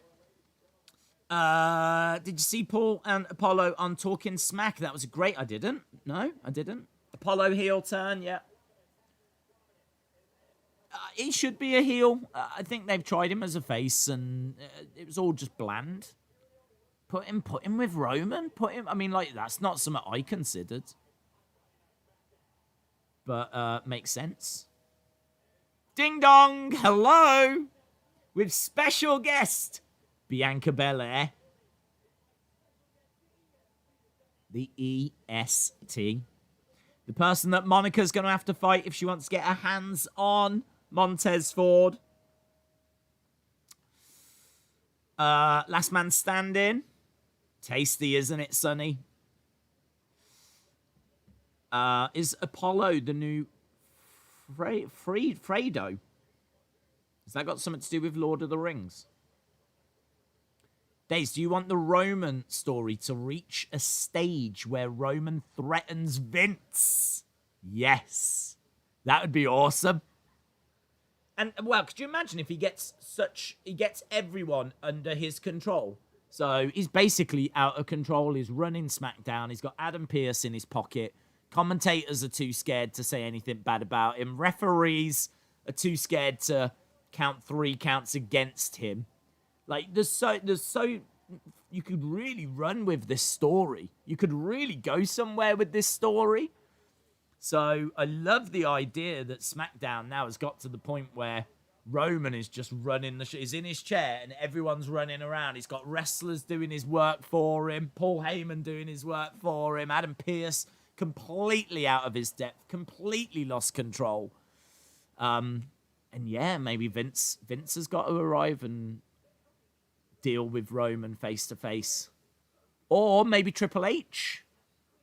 Maybe Triple H representing the McMahons has to come. Maybe that's Triple H's farewell match. Maybe Roman retires the game. There's so much you can do. It's really good. This is why I'm not against Roman Adam Pearce at Rumble. There's a lot of people like, oh, really, this is the way they're going. There's so many better options. It's like, look at the story. Look at the story. It's so like fruitful. There's so much you can do with it. Him dictating the shots makes a lot of sense. I really love it. SmackDown again, just deliver him. And do you know what I like? They are pulling the trigger on talent as well. I mean, look what they're doing with Nakamura at the moment. Look what they've done with Jey Uso. I mean, like, they've really pushed him hard. Now look what they're doing with Apollo. Look at what they've been doing with Billy Kay. I mean, these aren't massive names. Nakamura, you could say, is, but certainly not in the way he's been treated in recent years. So, you know, they're really building up stars as well as having Roman front and center. It's brilliant. And Big E, of course, as Intercontinental Champion. Don says, I'm happy for Apollo. Yes. Austin says, Alexa Asuka on Raw. I'm hoping that Randy will RKO her. Was that announced, was it? I never saw a Raw advert. Wow, I hope Asuka beats Alexa so hard she goes back to being normal. Maybe Shane might come back and confront Roman. That would be cool, Santa Claus. That would be cool. They could do a faction of Roman versus WWE for control. That would be a great Survivor Series, wouldn't it? That's the kind of dream Survivor Series match. What if Lord Tensai managed Nakamura and Cesaro? It'd be strange. It'd be unexpected. Let's put it that way. Natalya is in the ring. This is unexpected. Natalya with Tamina in her corner. It's a different ring attire for Natalya, isn't it? Taking on someone from the Riot Squad. Hopefully Billy Kay. Is this going to be our Billy Kay? Here she is. Yes! And she's in punk attire. Yeah! Riot Squad! Riot Squad! Riot Squad! She is so punk! Ah, yeah, she's loving it. It's a great look by Billie Kay. So, Natalya against Liv.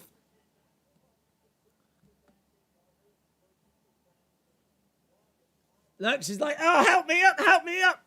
Liv helps her up. Yeah, look at this.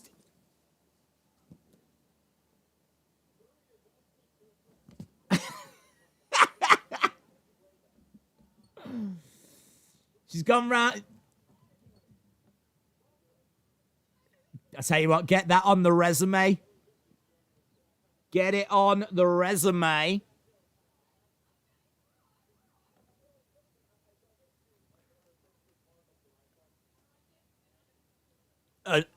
Unofficially, officially a part of the Riot Squad.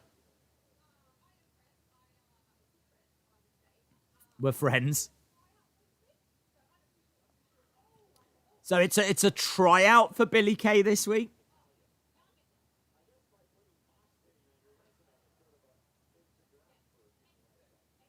Mosh pitting expert, guys.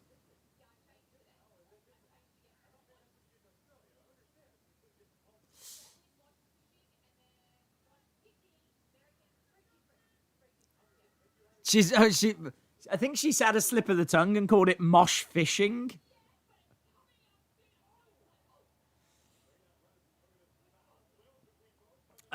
Days, is it true that you are actually Mark Wahlberg? Yes. Liv coming up. Gets thrown over on that top rope by Natalya. Big strikes coming in by Natty. Liv down in the corner. We've got Ruby Riott on the outside of the ring. We've got Billie Kay on commentary. Billie Kay, this is her unofficial tryout for the Riot Squad. Beautiful snap suplex by Natalya. Kick to the back. Some good selling there by Liv. Looking to do it again, but can't quite do it. Liv reverses inside cradle. Only gets from Billie Kay. Clothesline by Natalya. 1, 2, kick out by Liv. My 9-year-old son, Dalton, would like a shout out. Shout out to you, Dalton. Hope you are well. Hope you are enjoying Smackdown this evening. Is that a torture rack? She's got her up on her shoulder.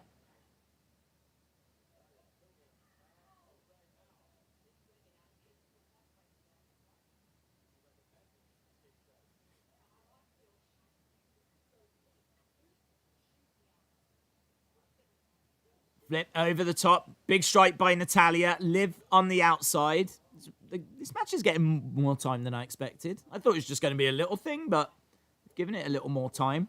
2. Nice kick to the midsection by Liv. Knee strike by Liv. Enziguri. Step up Enziguri. It's coming on well, Liv. Definite improvement. Nice knee strike. Natalya goes down in the corner. Liv stomping away. Right on the side of the neck, actually. Natalya hurling Liv into the corner. Clothesline by Natalya. Liv goes down. Billie Kay has jumped up. What's she doing? 1, 2... Near fall. This isn't a bad match.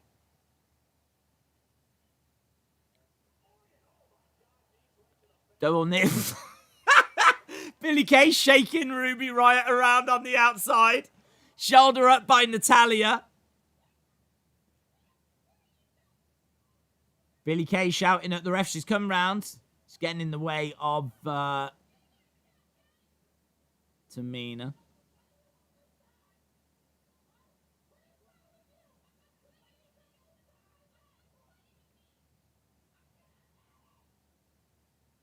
Billie Kay's getting into the ring. Billie Kay's getting into the way. She's gonna... That's a shame. That was a really... Do you know what? I am going to give Liv Morgan some real credit there. I thought that was a really good performance by Liv Morgan. I thought she did really well. I think Natalya always tends to bring the best out of people, but Liv looked really good in that match. I think they faced each other before, didn't they? At like WrestleMania, and I think they had a really good match. Yeah, it's a shame that Billie Kay kind of got involved, to be honest. I was really enjoying the action. But they're telling a story of, you know, Billie Kay trying to join the Riot Squad. She's obviously cost Liv the match.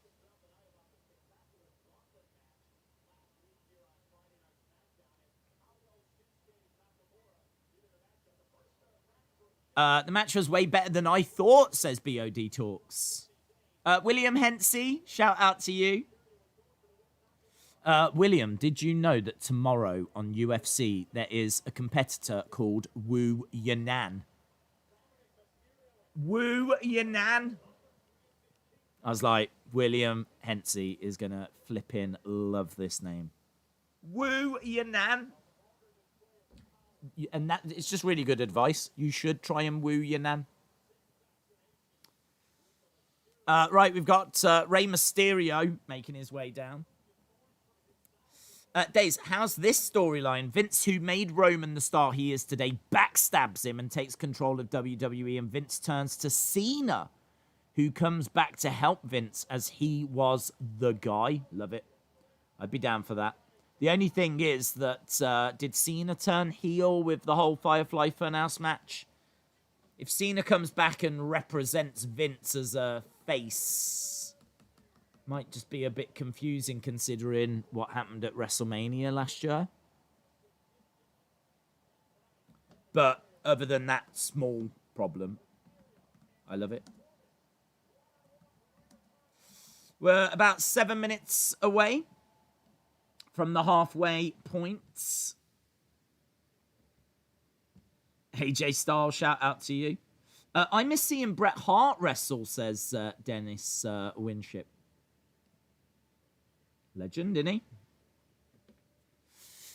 Days, did you flipping know that on SmackDown there's a 300-pound superstar called Mojo Rawley? Where is Mojo Rawley? Tuck was seen cuddling and getting comfort with another guy on her Instagram. Oh, Tuck. What's your favourite Rey Mysterio attire? That's a good question. Do you know, the first one that comes to mind is when he came back at the Rumble and he was wearing yellow and black. It looked really great, really classy. I'm not a massive fan of his cosplay ones. I think that there's been some good ones. You know, he's been Batman and he's been The Flash. And I think there's been some bad ones where he's done Joker. And he's literally just looked like a clown. So, yeah, there's some that haven't quite worked. But, well, of course, his Halloween Havoc as well. That's iconic. Iconic attire. But, yeah, I think just for classy reasons, I think when he came back at the Rumble, he looked great. He looked really cool. What the hell is Mosh fishing, says Rotem. Days, Liv, Riot, and Kay, they're the most underrated trio in wrestling.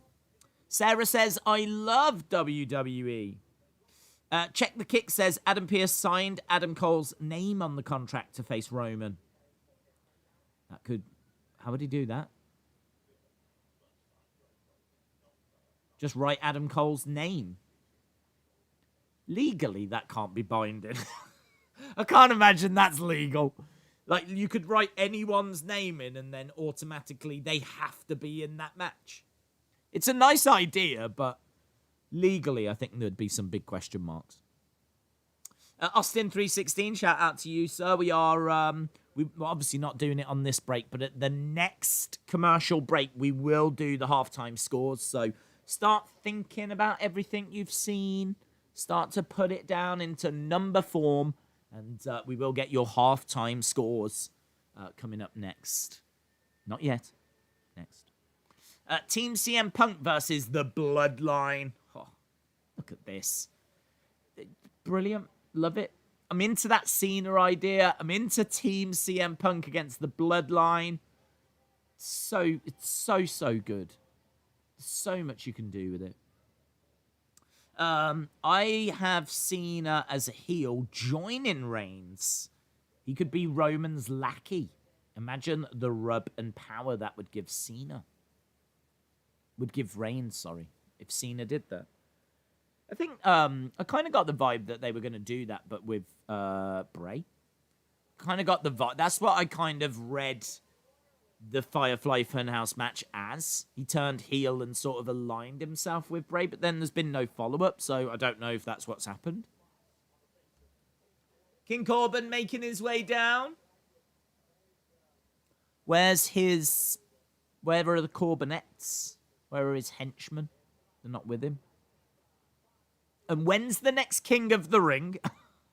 Because I don't know that King Corbin could be King Corbin forever.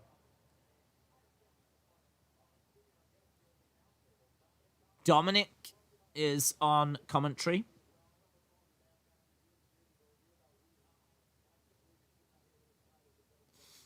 I guess I'm not getting in. They must have been overbooked. Oh, Heather.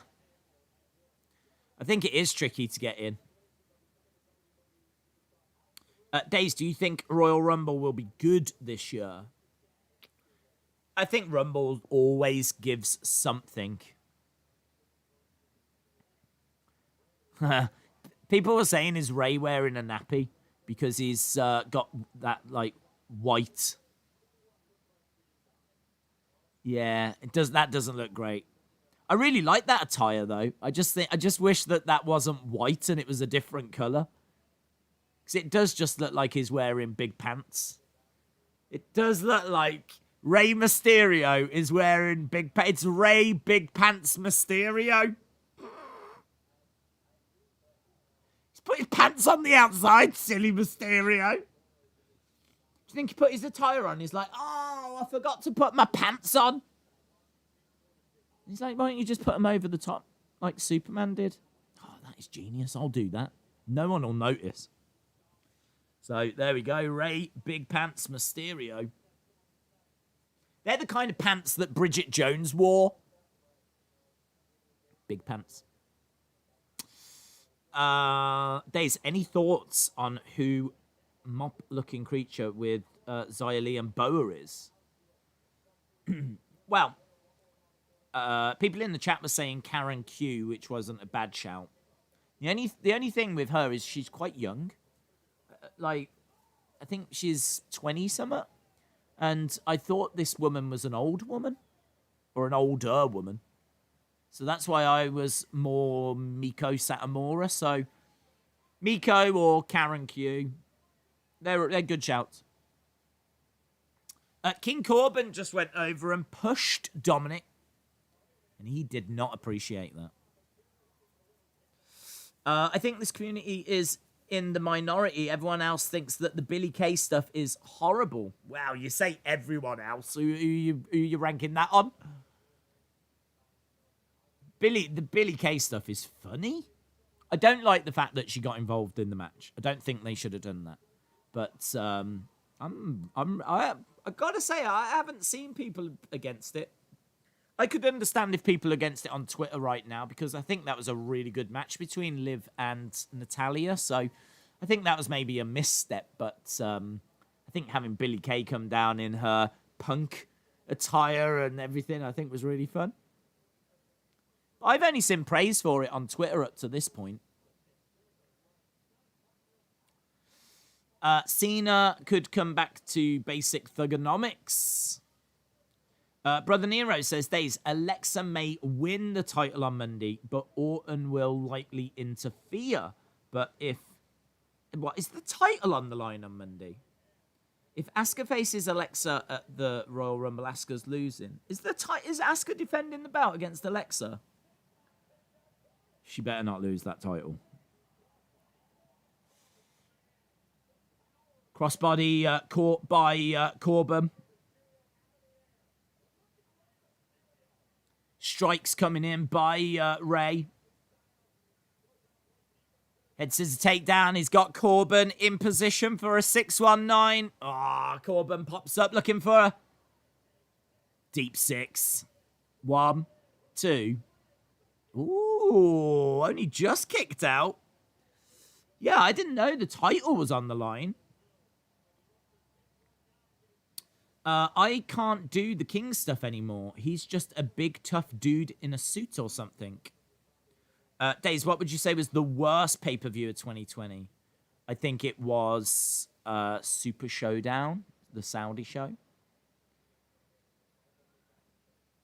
Billy Kay thinks that she is taking Sarah Logan's place in the Riot Squad. I've got a huge problem with that.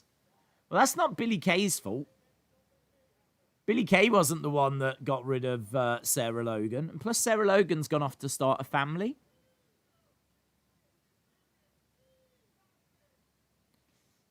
Corbin again talking to Dominic, talking trash. Big right hand and Dominic going down. 619 by Ray. So I wonder if we're building towards like Dominic versus King Corbin. Whoa, Dominic sliding in there. That was a good slide. Ray gets pushed into Dominic. Looking for end of days. 1, 2, 3. And Corbin gets the win. Would you swap Roman for Kenny? No. I think Roman's the best thing in wrestling right now. I've read that Sarah Logan wants to come back now. Has she given birth? Has she given birth? Days, imagine Vince saying, Roman, I am the one that made you the megastar you are today, but you are not the only one, and Cena's music hits. Backlash was awful. Do you remember the tentacled garbage monster? Yeah, that was trash. But the main event was awesome. So as bad as the that thing was, the main event was Edge against Orton, and it was one of the best matches of the year. Depends if you count it as a match. We've been down that road before, but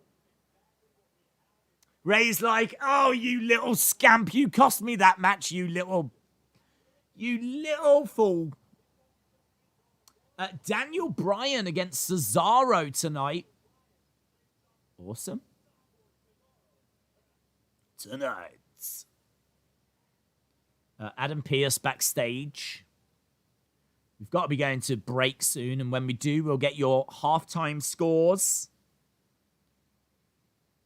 Adam Pearce, here's Paul Heyman. He's got to try and sell him on the idea now of last man standing. Little wrinkle. Roman hasn't signed.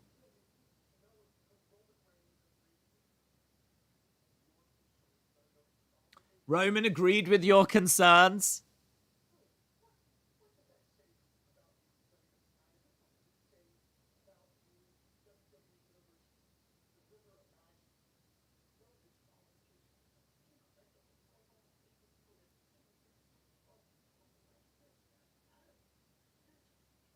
Adam Pearce's return.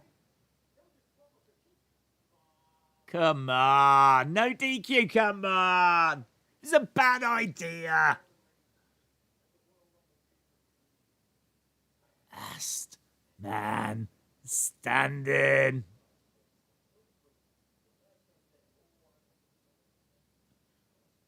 Last man standing, yeah.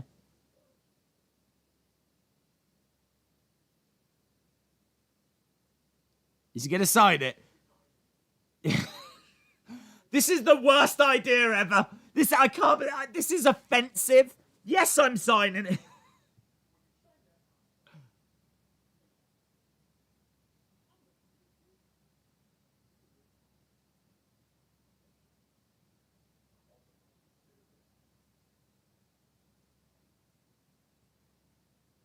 So there we go. He's given the contract to Adam Pearce. He's told him it's going to be last man standing.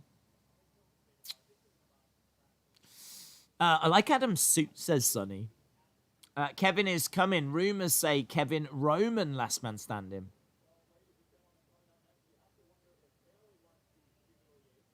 Ding Dong Hello is coming up. I'm into this.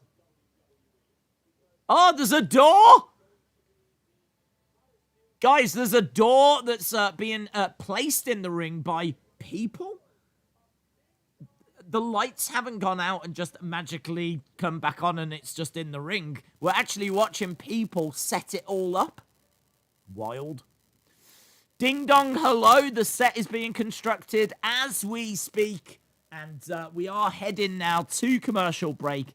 So get in your half-time scores. Get in your half-time scores. Ding dong. Hello. Lol on the Adam Paul segment. 7.5 says J14. 7.5 says Danny Barnhouse. Static is back, is it? Is it? Oh, God. I might have to scrap this microphone.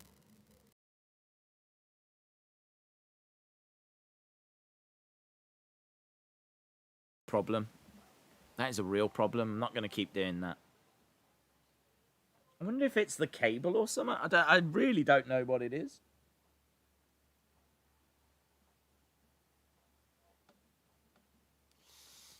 Hopefully that's got rid of it anyway.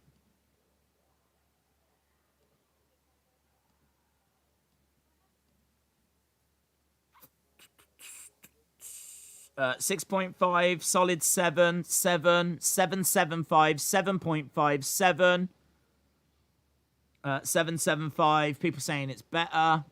Thank you. It's so strange. All I have to do is unplug it, plug it back in. I mean, it's not a hard fix, but I don't know why it's doing it. I've legit no idea. I do have the other microphone, the one that we've used before, but this is meant to be a better microphone, and this one should just work. Wonderful. 7.5, 8.25, 9.5, 7.5, 7.25, 7, 7.5, 7, 8.5, 8.5, 6.2, 7.4, 7.75, 3.5. Wrestling-based, Apollo is seemingly joining up with Roman. That's what's happening there. 1,000 out of 10, 9.25, 8.25, 7, 8, 3 out of 5, 8.25. No, I feel like I'm saying a lot of 8s. I'm not sure for me I don't know it's at that level. I don't know that there's been like OMG moments, but it has been a really solid show. So I think I'm probably at like a 7.75 at the halfway point. 7.5, 7.75. I think it's really solid. I think there's loads of room for a better show. We haven't had any returns or call-ups or any OMG moments per se, but I do think everything has been really solid. 8.5, 7.75 says James Chadwick. 8.5 says LSW. These scores are better than Raw. I think this is a better show than Raw. 7.5 says Wrestling Days fan. Jack says, if you enjoyed the show, that's good, but don't get mad if someone hates it. Enjoy the sport, but still dislike what they are seeing. Yeah, I can understand if people don't like this. I mean, you know, there's going to be people out there that don't like Roman and won't like this story, and that is a big part of this show.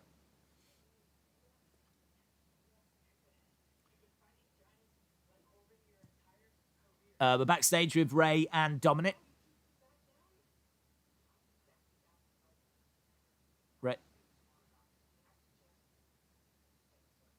Ray says, I'm not backing down from anyone.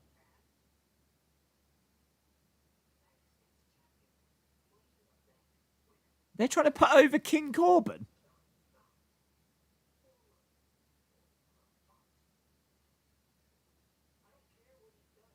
Dominic says, I don't care what he's done.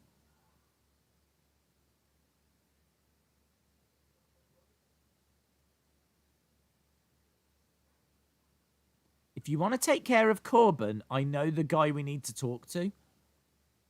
What the flip's this? I'm pretty sure Michael Cole could have a competitive match and do well against Corbin. Anyway, ding dong, hello. It's time for... I love this. It's got its own little intro. She's come... she's got glasses on. She's got a blazer. She's got a jumper. What an entrance. It's coming out pointing at all the crowd. Ding dong, hello.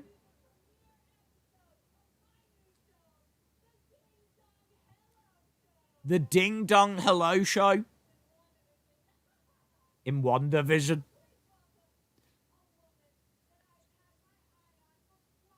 So Bayley's got a fairly comfortable chair to sit on. And there's just a little wooden stool for her guest. And her guest, of course, is going to be Bianca Belair.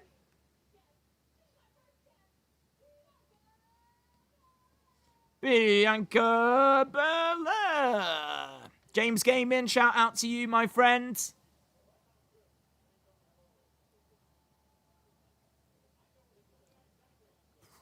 Belair looking awesome, man. Dun, dun, dun, dun, dun. EST, look at her, man.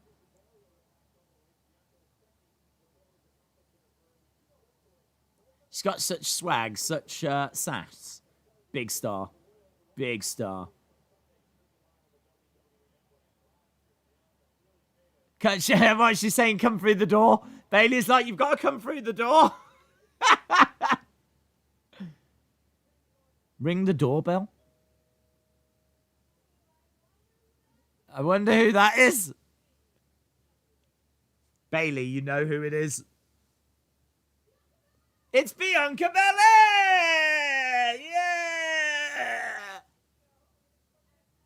And Bianca takes Bayley's seat.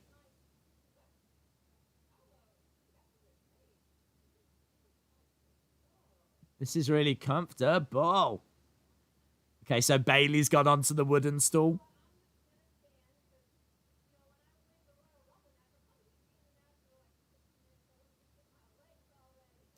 Bayley says, I'll stand. I need to get ready for winning the Rumble. This is good. Bayley's glasses look good.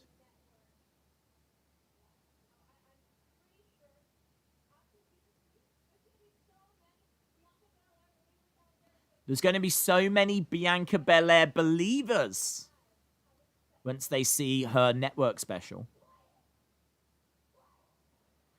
But Bayley's got a special of her own, and it's footage of her beating Belair last month. There's the 1, 2, 3. Lol. That wasn't the footage they were meant to show. Ooh, awkward. Awkward! I'm not a big fan of Bayley. I don't find Ding Dong that funny or entertaining, but it seems to be working for her character. Well, they've got a little talk show out of it. I wish it had more of a set. I wish it had a background. I don't need to see the Thunderdome people, to be honest, right now.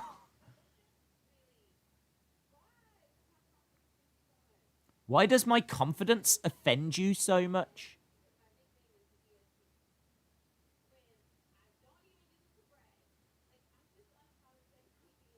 I don't even use it to brag. All you do is brag. What are you on about? Do you remember those vignettes where you were beating all your friends?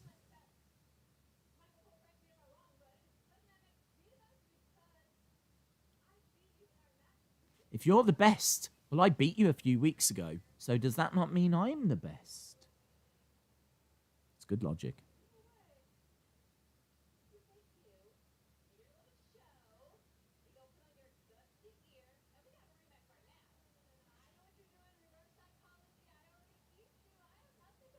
Bayley said, I already beat you. I've got nothing to prove.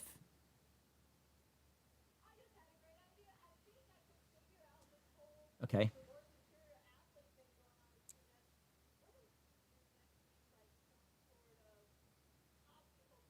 Obstacle course?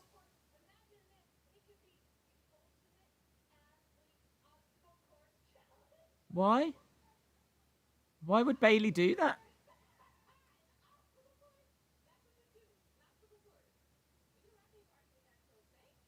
Yeah, Bianca's like, thank you. Bailey knows what Bianca Belair's all about, doesn't she? I don't get that. I don't understand. How about next week we do an obstacle course? She's going to destroy her?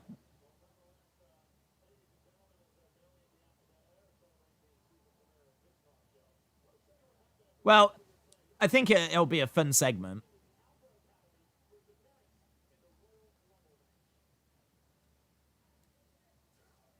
We're just seeing Daniel Bryan backstage. There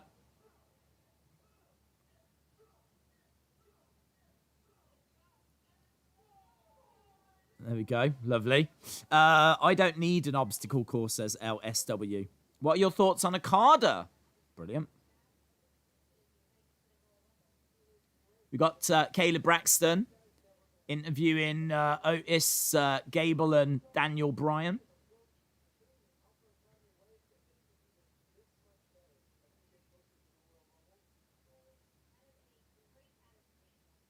That is a great attitude.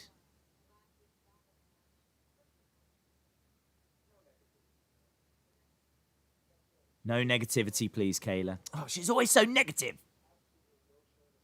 She looks great, though.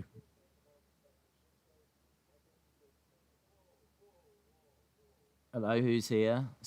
Cesaro's here. You're not Shinsuke's friend. I am. It seems like Bailey is kind of face. I don't think. Well, I don't think so. I think Bianca's meant to be the face.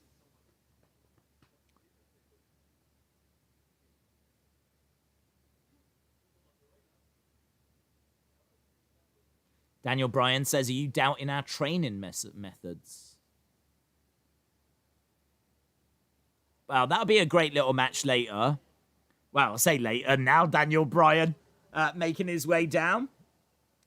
In fairness, we've only got 40 minutes left. I mean, this show is going by at quite a pace. So we've got this, and I don't even know. Is the main event going to be the contract signing? Have we got this match and then the contract? I don't know what else we're getting, to be honest.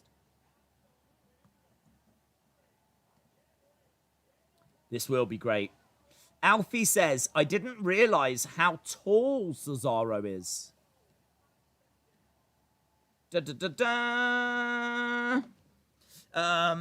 Does anyone know where the Viking Raiders are? Yeah, wasn't it Ivar got injured? So I just don't think they've had anything for Eric. So I think they're just waiting for Ivar to return. Bianca definitely isn't working as a face. I hope they do something bigger with Gable soon, says Philip. Days, is Ding Dong Hello what's on the side of the door in the Firefly Funhouse? Yes. Yes, the one side is the Firefly Funhouse. The other side is Ding Dong Hello. I'd book Cena back with a heel run instead of giving him another world title run. Give him a heel run with the IC belt, says J14. Days, Cain Velasquez is back. Believe it. That'd be great if he is. I'm a big Cain Velasquez fan. I think that would split people.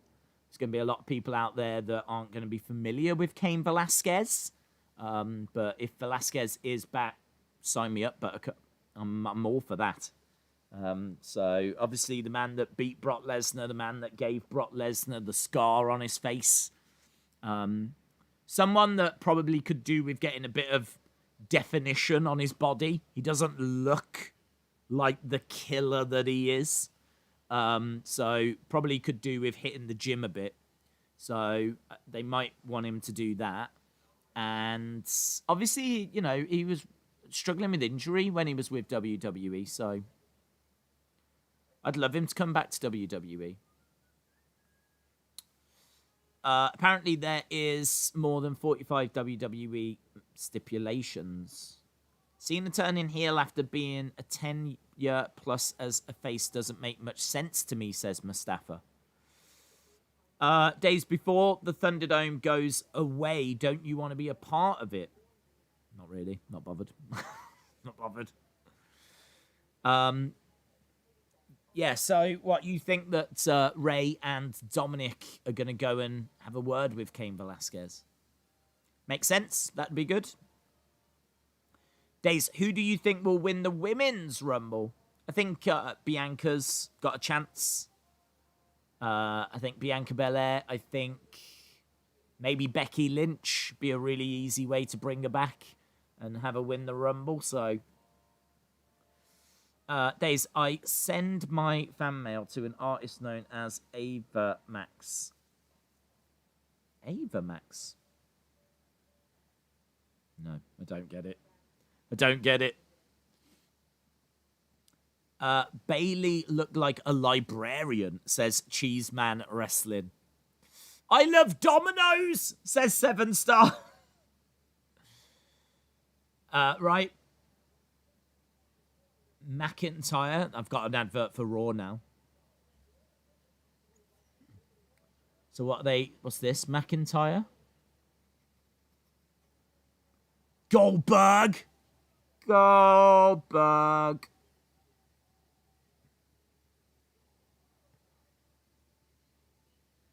Well, McIntyre won't be at Raw. All right, so Rumble, lad. McIntyre, Goldberg, Royal Rumble. Where was Coco Beware's parrot?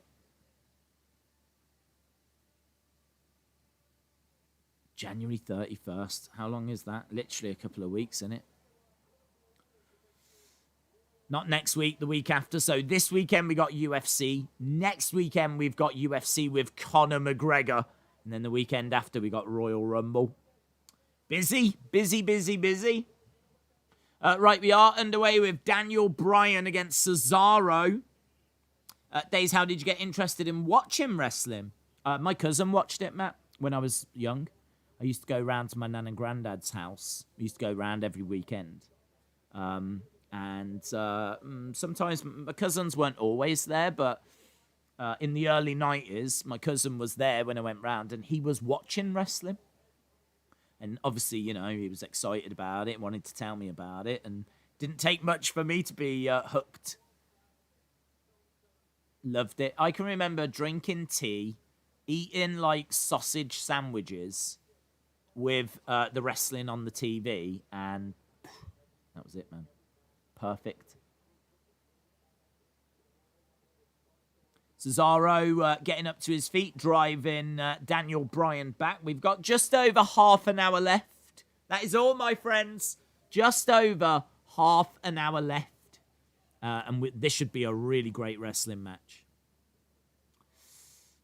Is Cain Velasquez really Dominic's godfather? I believe he is. Yeah, I believe he is. Could you eventually see Ray feuding with Dominic? I don't think so. I mean, they might do it because that they do those kinds of things in wrestling, but you know, I suppose it could play out similar to Owen and Brett. Brett always said, "I'm never going to face you. You're my brother. I won't face you." And obviously, they went on to have a red hot feud. Brothers fighting, I understand, but father and son, I'm not sure. I think that's a hard sell. So Daniel targeting the arm of Cesaro, driving his knee into Cesaro's back. I wish this was like the main event, and I wish this had been built up as like, you know, a big deal. Instead, we didn't even know we were getting this match until the show started, and it's not the main event, and I don't know how long they're going to give it, but I just feel like Cesaro versus Daniel Bryan is just one of those kind of really great wrestling matches that I just wish I had a bit of a build. Big strike to the back. Stomped to the back by Cesaro as well. It sounded like Corey Graves says, and an apricot, but he meant uppercut. Oh, I didn't hear. Ric Flair is sort of feuding with Charlotte. Well, he's part of that feud. It's more a Lacey Charlotte feud, isn't it?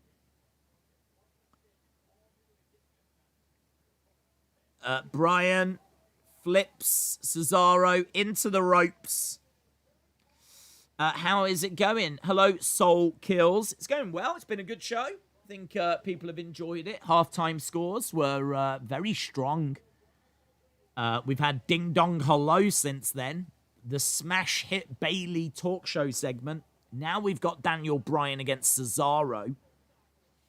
And we're kind of sneaking our way towards the end. We know that we've got a contract signing. Some great kicks by Daniel, but he tries to fire in one more, and Cesaro manages to get out of the way as we go to commercial break. I love Daniel's trim, says David Connolly. A feud between these two would be great, says Mustafa. Days, if we got Vince versus Steph, then it's not hard to do Ray versus Dom. Well, I do kind of see Vince a little different to Ray. Ray is like the ultimate underdog, the ultimate babyface. So I kind of struggle to see him taking on his son. Whereas Vince, I just don't think it would take Vince long to agree to have a match against his child. I'm surprised we've not seen Vince versus one of his young grandkids. Do you know what I mean? Like, Vince is the ultimate heel. So I'd say there's a little difference, but I do get your point.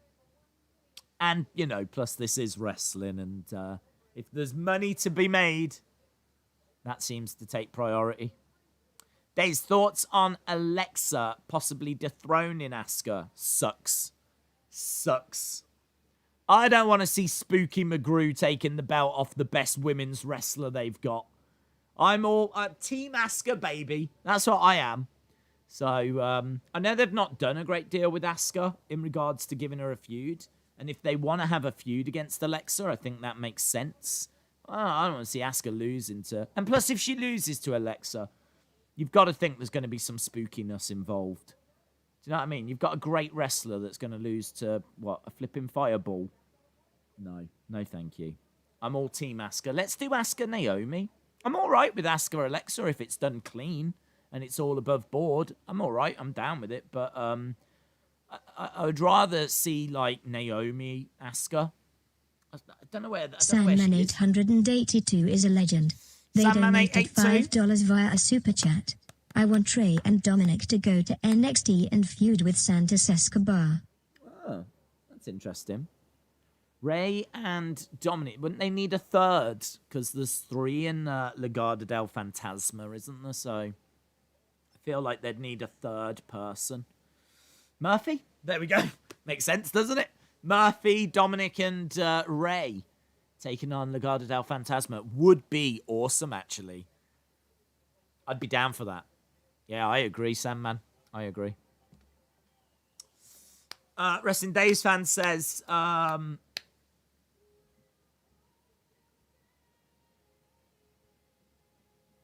can't wait for tomorrow. Naomi would be good as a Rumble winner, says Philip. Butterspark says a fireball like the one that Kane used. Hey, listen. I have never agreed with any of that nonsense. So just because they did nonsense in the past doesn't forgive them doing nonsense now. Like, I find that a very weak argument. Well, they did rubbish before. Can't they do rubbish now? No, it's still rubbish. Right, we are going back. Ricochet's WWE contract reportedly expires in 2024. Yes, there was reports that we were getting towards the end, and this was the last week for Ricochet. And there was a few people getting excited that might mean that he's AEW bound. But no, not to be. His contract expires in 2024. Is there blood on the head of Cesaro? something on the back of Cesaro's head. We've got uppercuts being exchanged between the two of them. Kieran said, how is Linda? I haven't seen her in a while. I should take her some food and water, shouldn't I? I think there is a mark on the back of Cesaro's head. Yeah, there is. There's some blood just at the back. Big kick by Daniel. Nice. Takedown by Daniel, looking for that crossface. And there it is, crossface applied by Daniel. Cesaro getting back up to his feet, though. Quite a competitive match, this, as you can imagine. How long have we got? We've got just under half an hour, and seemingly the main event is going to be the contract signing. Cesaro going for that Cesaro swing. Stepping through. Into a sharpshooter. Middle of the ring. Hard to know. Actually, I feel like Daniel's going to get the win here because I feel like they're building him up to go on to face Roman. So I'm guessing that Daniel's going to get the win.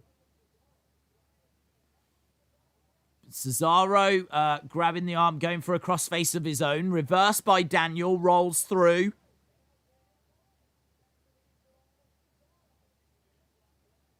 Looking for the yes lot. Pulling on the nose. Is that what they teach at Alpha Academy? Cesaro trying to get over to the ropes. How long we got? Oh, his foot went on the rope, so they break the hold. Alexa wouldn't be booked to lose without shenanigans or interference. Asuka isn't booked to be all that strong, says Brother Nero. Well, I mean, they could take the title off Asuka because, of course, she's got 2 belts. So they might want to just focus her on the tag team titles with Charlotte. Plus, there's no denying that they're heavily investing in Alexa. So I can definitely see Asuka losing the title. I can definitely see it. Cesaro up top with Daniel. It's got him up. Oh, look at that. Beautiful suplex by Cesaro. Daniel down. 1, 2. Should kick out of it, and he does. Timothy Thatcher reminds me of Chris Benoit, says Big Evil. Of course, we got that match on Wednesday, which I really want to see, that fight pit match. We had Thatcher against Matt Riddle, and the match was awesome. Really good. And we're going to have him taking on Tommaso. Big kick by Daniel. Daniel with a backslide. Cesaro kicks out. Nice kick by Daniel. And again. Darth Revan, shout out to you. What a move by Cesaro. It's a really good match, isn't it? It's really gripping. Little bit of blood as well, I think always adds a little bit of drama. So, little bit of blood just coming down the side of Cesaro's head. Daniel looking for that running knee, but a big uppercut by Cesaro.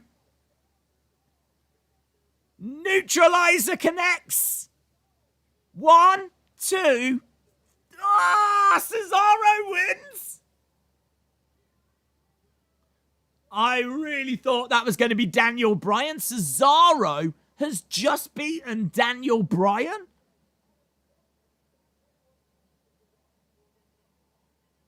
Well, how do we get to Daniel Roman if he's losing to Cesaro? It's a match that doesn't really mean anything, but does in a way mean something.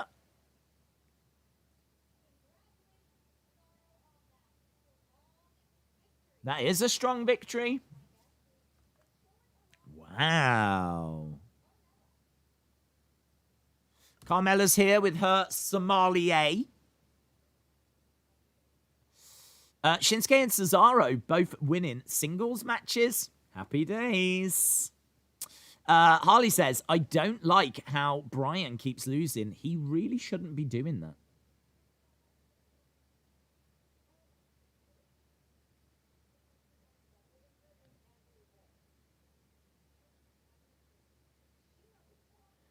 Sasha's... Carmella said Sasha's hiding from me, but she said it where Sasha surely was in her eyesight.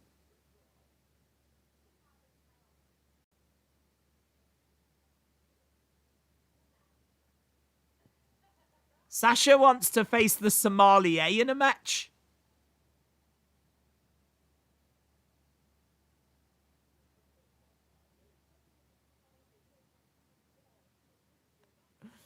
Corey Graves said the sommelier knows about Pinot Noir and Pinot Grosgier. He doesn't know how to fight.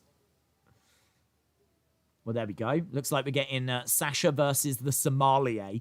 And then it'll be Sasha against Carmella. But the way Carmella was like, Sasha's scared of me. And as she was saying them words, Sasha must have been in front of her. Because by the time she finished the sentence, she was being pushed over. So she must have said Sasha's scared of me as she was there. Doesn't make any sense. It's a nice entrance, isn't it? Blurry background with Apollo making his way down. That's nice. I'm into that. Right, let's change this over. Who's he facing? I don't even know who he's facing. Apollo.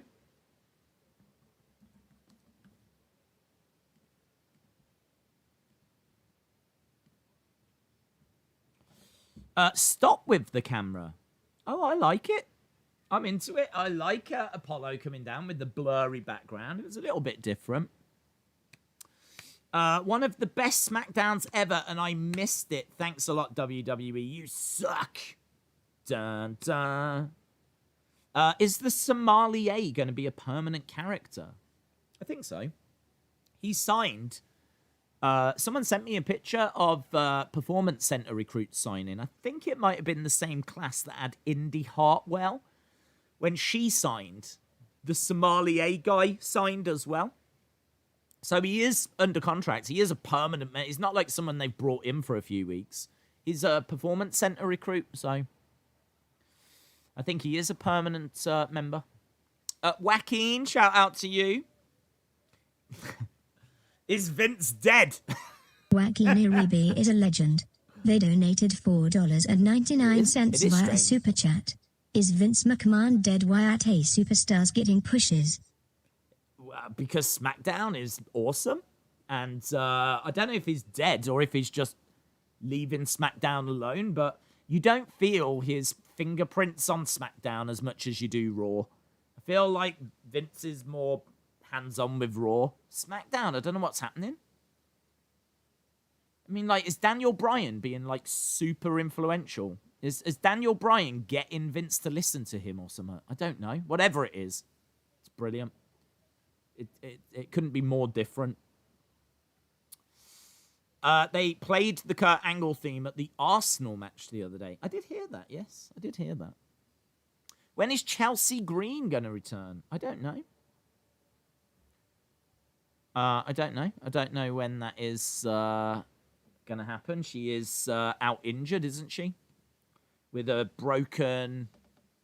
was it a broken wrist? She came down, didn't she, for her debut, went to the outside and busted her wrist. Is the sommelier a Samoan? A Somalian? I don't think so.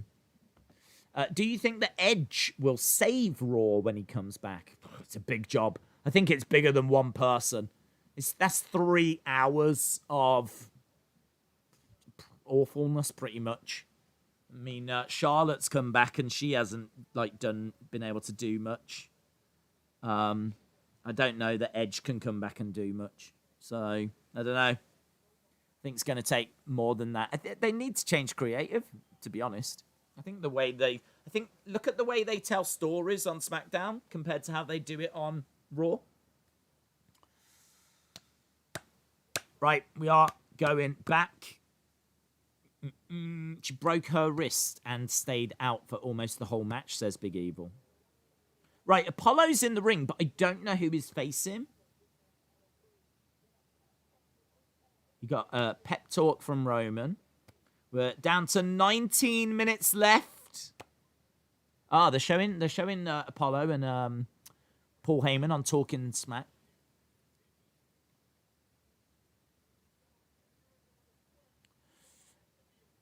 Days who jumped off screen. Who was the better champion, Vince Russo or David Arquette? I don't think either were great. I feel for David Arquette though, because he should never have been put in that position. I don't think he ever asked for that position. It's Sammy.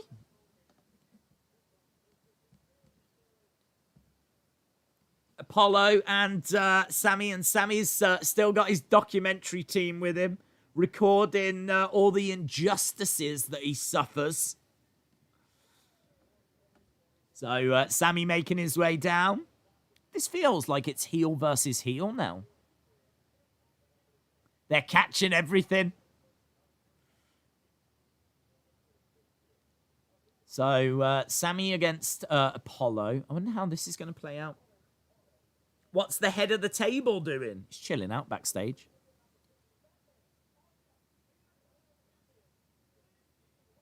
Big E is just randomly on a sofa that's at ringside with a fridge that's open. I find that annoying. Why is the fridge open? Big strikes by Apollo. So Big E just chilling out at ringside. Miss Clown 1 said this is a decent show. The next stream, Days has another woman at his lake vacation. Well, the last one didn't go very well. I want a fruit cup, says Lone Star Friend.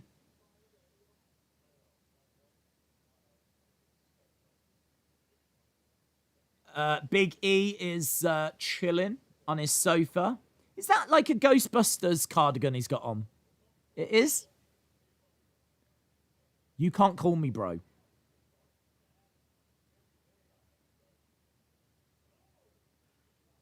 So we've got a sofa. We've got a fridge. The fridge is open. I'm still finding that really annoying. That's all I'm thinking about. I'm just thinking, will someone close that fridge? I think I've got fridge door OCD that I never knew about. Apollo Crews gets knocked down into the ring. Big kicks coming in by Sammy. Obviously, they're going to need to wrap this up in a few minutes because then we'll go to commercial break and then we'll have our final segment that will be the contract signing. So I'm not expecting this to be long.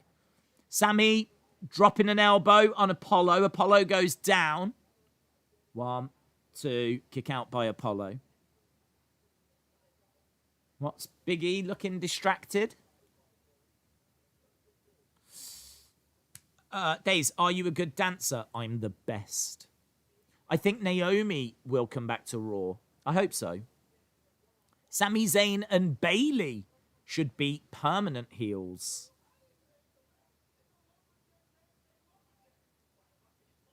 Apollo with a German. Nice German suplex. Throws Sami Zayn across the ring. Look at Big E. Chilling out on the sofa with his fruit cup. He's got a better sofa than me. I've been out-sofaed.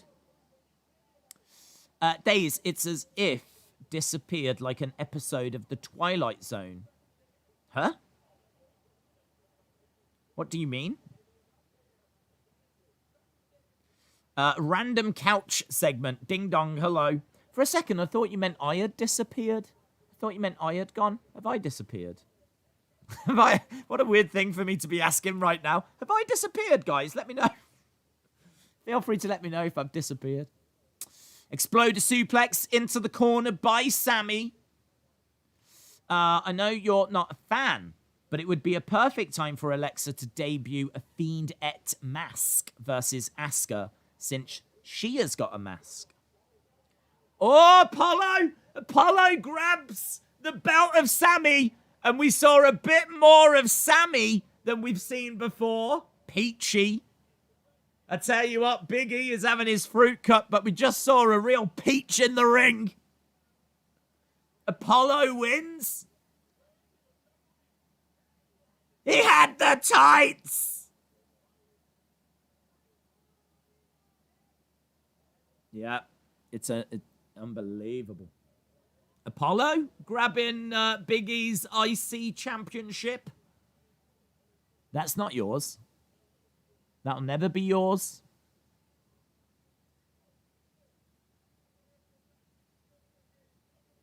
You're coming. Keep coming. You're never going to touch this again in your life, says Big E. I see you backstage. Shaking that ass.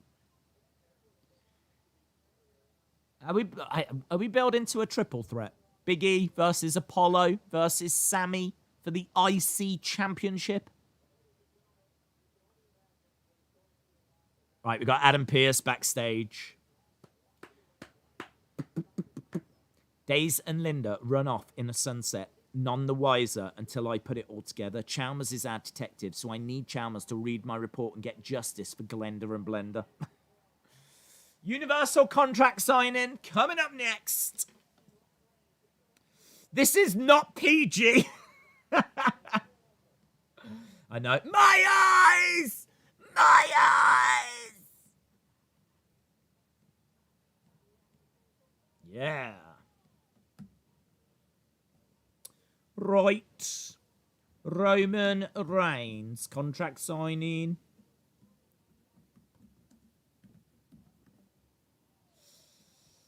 Final segment on the way.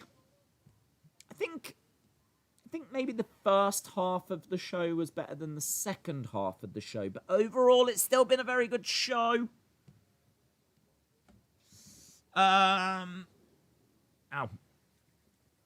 Rivalry of the year, Sami Zayn versus Conspiracies. Days, where is my fruit cup? I don't know, dude. I don't know. Did you order one? You have to get your orders in by 12. If you haven't, then I'm afraid you're going to miss out on the fruit cups. They are very popular. They are one of the most popular ranges that we have. Asuka is battling Alexa on Monday. Yes. And Asuka's going to win. Yeah! Team Asuka! Team Asuka! You're not ready for Asuka! Da-na-na! Da-na-na! She's going to green mister. That's what's going to happen. Alexa's going to be like, fireball! And Asuka's going to be like, it is going to be proper Mortal Kombat. Proper Mortal Kombat. Hadouken! So Asuka's going to play the part of Reptile from Mortal Kombat. And Alexa's going to play the part of Scorpion. It's going to be wild. Do you think all varieties of the pile driver are overused? Surely a destroyer should put you out for a 3 count, or a driver, but now we see them off ladders getting 1 counts. Yeah, I do think that there needs to be things like that need to be reined in a little bit more. Yes, I do agree with that. I do think we see a lot of big moves that now I'm conditioned to, when I see a big move like that, I'm not expecting the 3. So, yeah, I think, yeah, we could probably do with just dialing it back a little. Adam is probably going to get someone else to sign the contract, says Cheeseman Wrestling. Hayden says, Asuka will always be my favourite. If you hate Bliss or not, she's been doing some of the best work in her career in terms of acting. Not story, Harley. In my opinion. Maybe in your opinion it is. Asuka's Mist versus Alexa's Balls of Fire. Right, next week we've got Bayley's Obstacle Course Challenge. We've got hurdles and weights and bars and hoops and lots of different things. And here comes the big dog. Big E versus Apollo next week. Rock fan wants a fruit cup. Now it is kicking off, guys. Everyone wants a fruit cup. Look at what Big E has started. Why have I just deleted that? I had literally written it already. I feel like I should add Adam Pearce.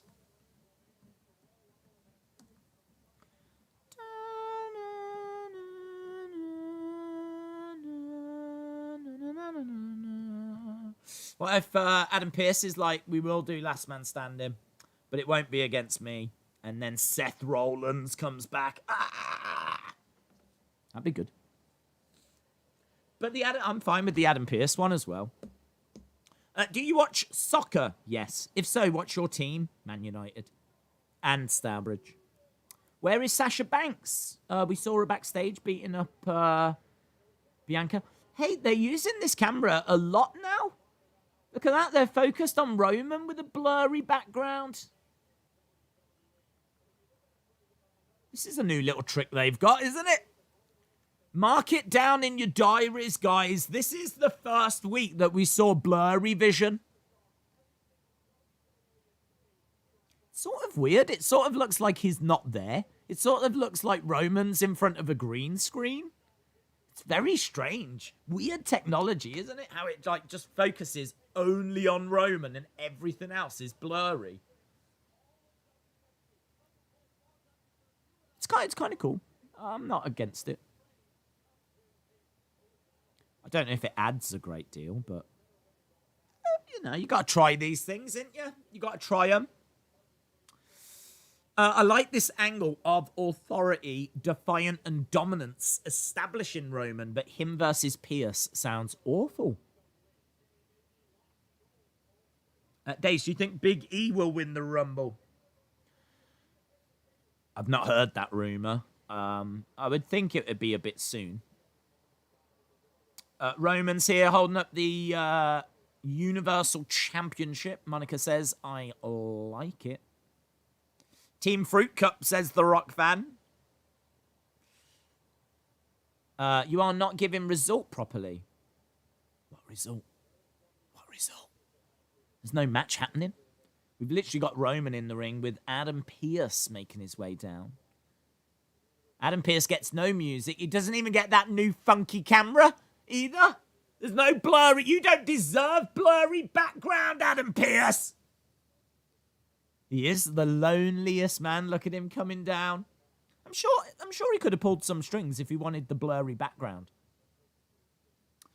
Days, do you like noodles? Miss Clown One asking those big questions.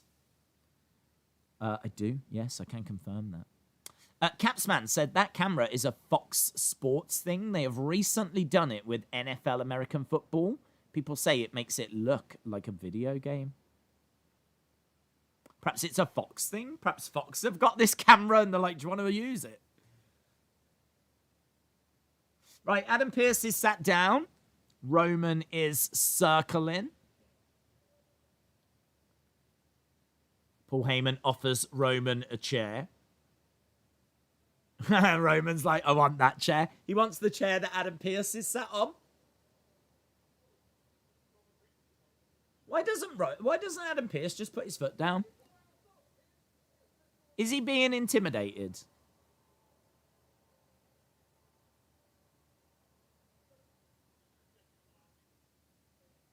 Good television. Adam Pearce signs it. Roman smirks.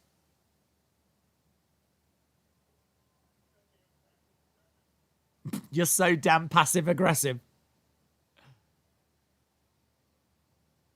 There you go, Paul. There you go. There you go, Mr. Reigns. There you go, Tribal Chief. Gives him the pen, Roman. Signs the contract.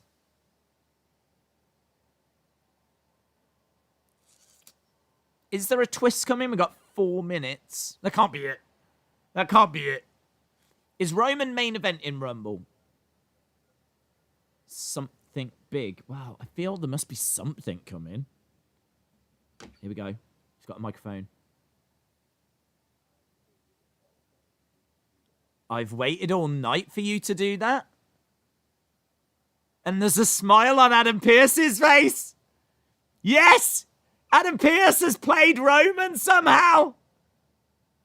Yes! How? How have you done it? Roman's confused. Ah, what have you done?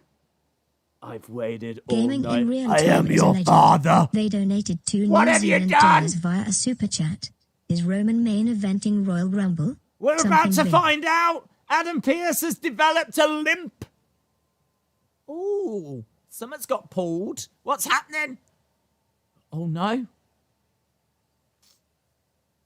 Roman knows that this is a game. My knee has been hurting all day long.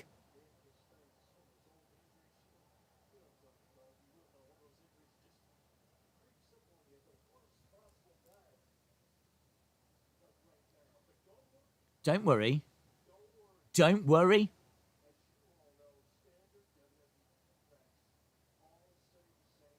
Standard contracts say the same thing.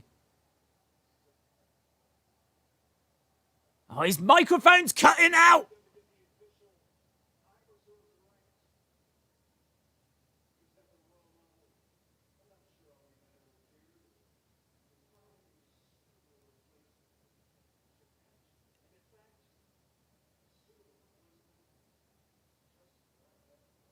So Adam Pearce has got a replacement in mind. And it is Kevin. I think there's so many other things that could have happened there.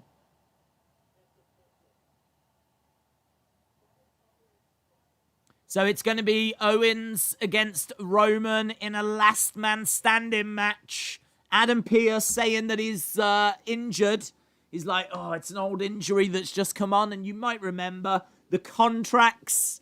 I mean, that is brilliant because it explains why Adam Pearce was so quick to sign the no DQ. It explains why he was so quick to sign the last man standing. It explains why there was very little resistance all night long. It's just brilliant. Even those little details, even those moments where we sit here going, all right, there's a few rough edges. It all gets answered at the end. Old injury. I must admit, I mean, like, I was someone that wasn't down on the Adam Pearce match anyway. I think Adam Pearce is a legend, someone that deserves that opportunity. I've said before, I think the Royal Rumble is the main event of the Royal Rumble. I think if you're going to do that story, tell that match, do that match. The Rumble's not the worst place to do it. So I wasn't down on that. I've seen Kevin Owens, Roman Reigns. They're great matches, and this will be another great match. But I don't want Kevin to win the title because I think that Roman is a great champion. Will Alexander is a legend. They donated £4.99 via a super chat. Fiend return at the Rumble. Hashtag justice for friendship frog. Yeah, probably he will. I wanted someone else, says Birrett. I thought it was Seth's music, says Ren XD1. Yes. I would have liked someone else just because I think that Roman is... I think he's done with Kevin Owens. He's beaten him multiple times. Granted, he's cheated, but I think he'll cheat again. And I wouldn't want to take the title off Roman. I think Roman looks great with the title. I think the longer he keeps it, the more it's going to mean when he loses it. Like, if he loses it to Kevin Owens, now it'll be a big moment, but it won't be as big as if Roman had held the belt for over a year, over 12 months or whatever, beaten loads of people and whatever. I mean, like, I don't see Kevin winning. And we've already seen the match, but it is going to be good. I'm so torn because it's going to be a great match. But I just don't want Kevin winning. It's good. It's good. Well, look, it's great storytelling for this show. It's ended on a big talking point.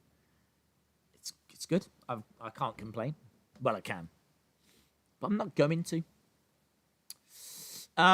Going back to Will's comment about Fiend returning at the Rumble. Yeah, he could come back before. I think Rumble would be the latest he would return. They might have him come back, or they might tease it that he'll come back at the Rumble to try and get some more of those Fiend fans to tune in. But I think Rumble at the latest. Monica says, I don't think KO is winning. Imagine if it was John Moxley. Could you imagine that? Could you imagine that? With the fact they were in the Shield together and everything, and the fact he's in AEW, and I imagine that. 6.75, 8.5, 9.5, 8, 7.5. BOD Talk says, I love KO, so I'll take a KO title reign. Yeah, I mean, I am a big Kevin Owens fan. I just think this is the worst time for him to be in the main event because he's not going up against someone that's been champion for a long time.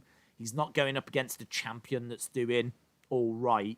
He's going up against what I think is the best thing in wrestling right now, the biggest star in wrestling right now, the best storytelling in wrestling right now, and I don't want to see that get derailed, even for a Kevin Owens title reign. So it's like, I'm so torn, because I would love to see Kevin Owens be champ again.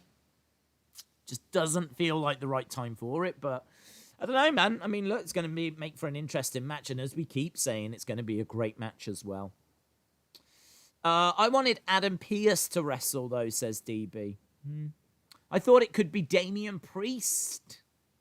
Be a bit weird to offer him a championship match without him seemingly doing anything to earn it, so don't know. That would have been a bit strange, but would have been wild. Austin says 7.5. Shaquem says 7. Kristen says 8. It sucked that Adam's mic kept cutting out, says Lauren.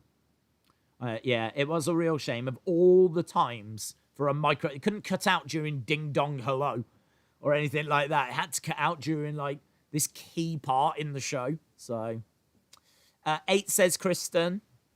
7 says XD Frenchie 400. 7.5 from Austin. 7.5 says okay. 8 says the Nico guy. 7 says Jordan. Shayla. 7. J14 with an 8. Jim Gore says NXT 205 is having matches for the Dusty Rhodes Classic. Yes. Is it? I think it's Killian Dane and Drake Maverick, isn't it? I saw.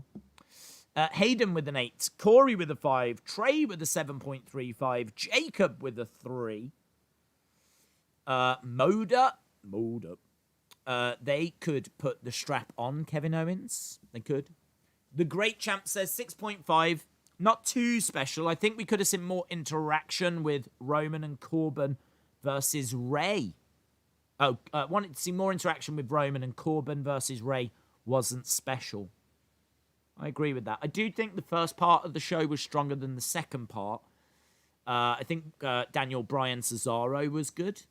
I think Liv Natalia was good, but it was just a shame that Billie Kay got involved at the end. I think that end twist was fun.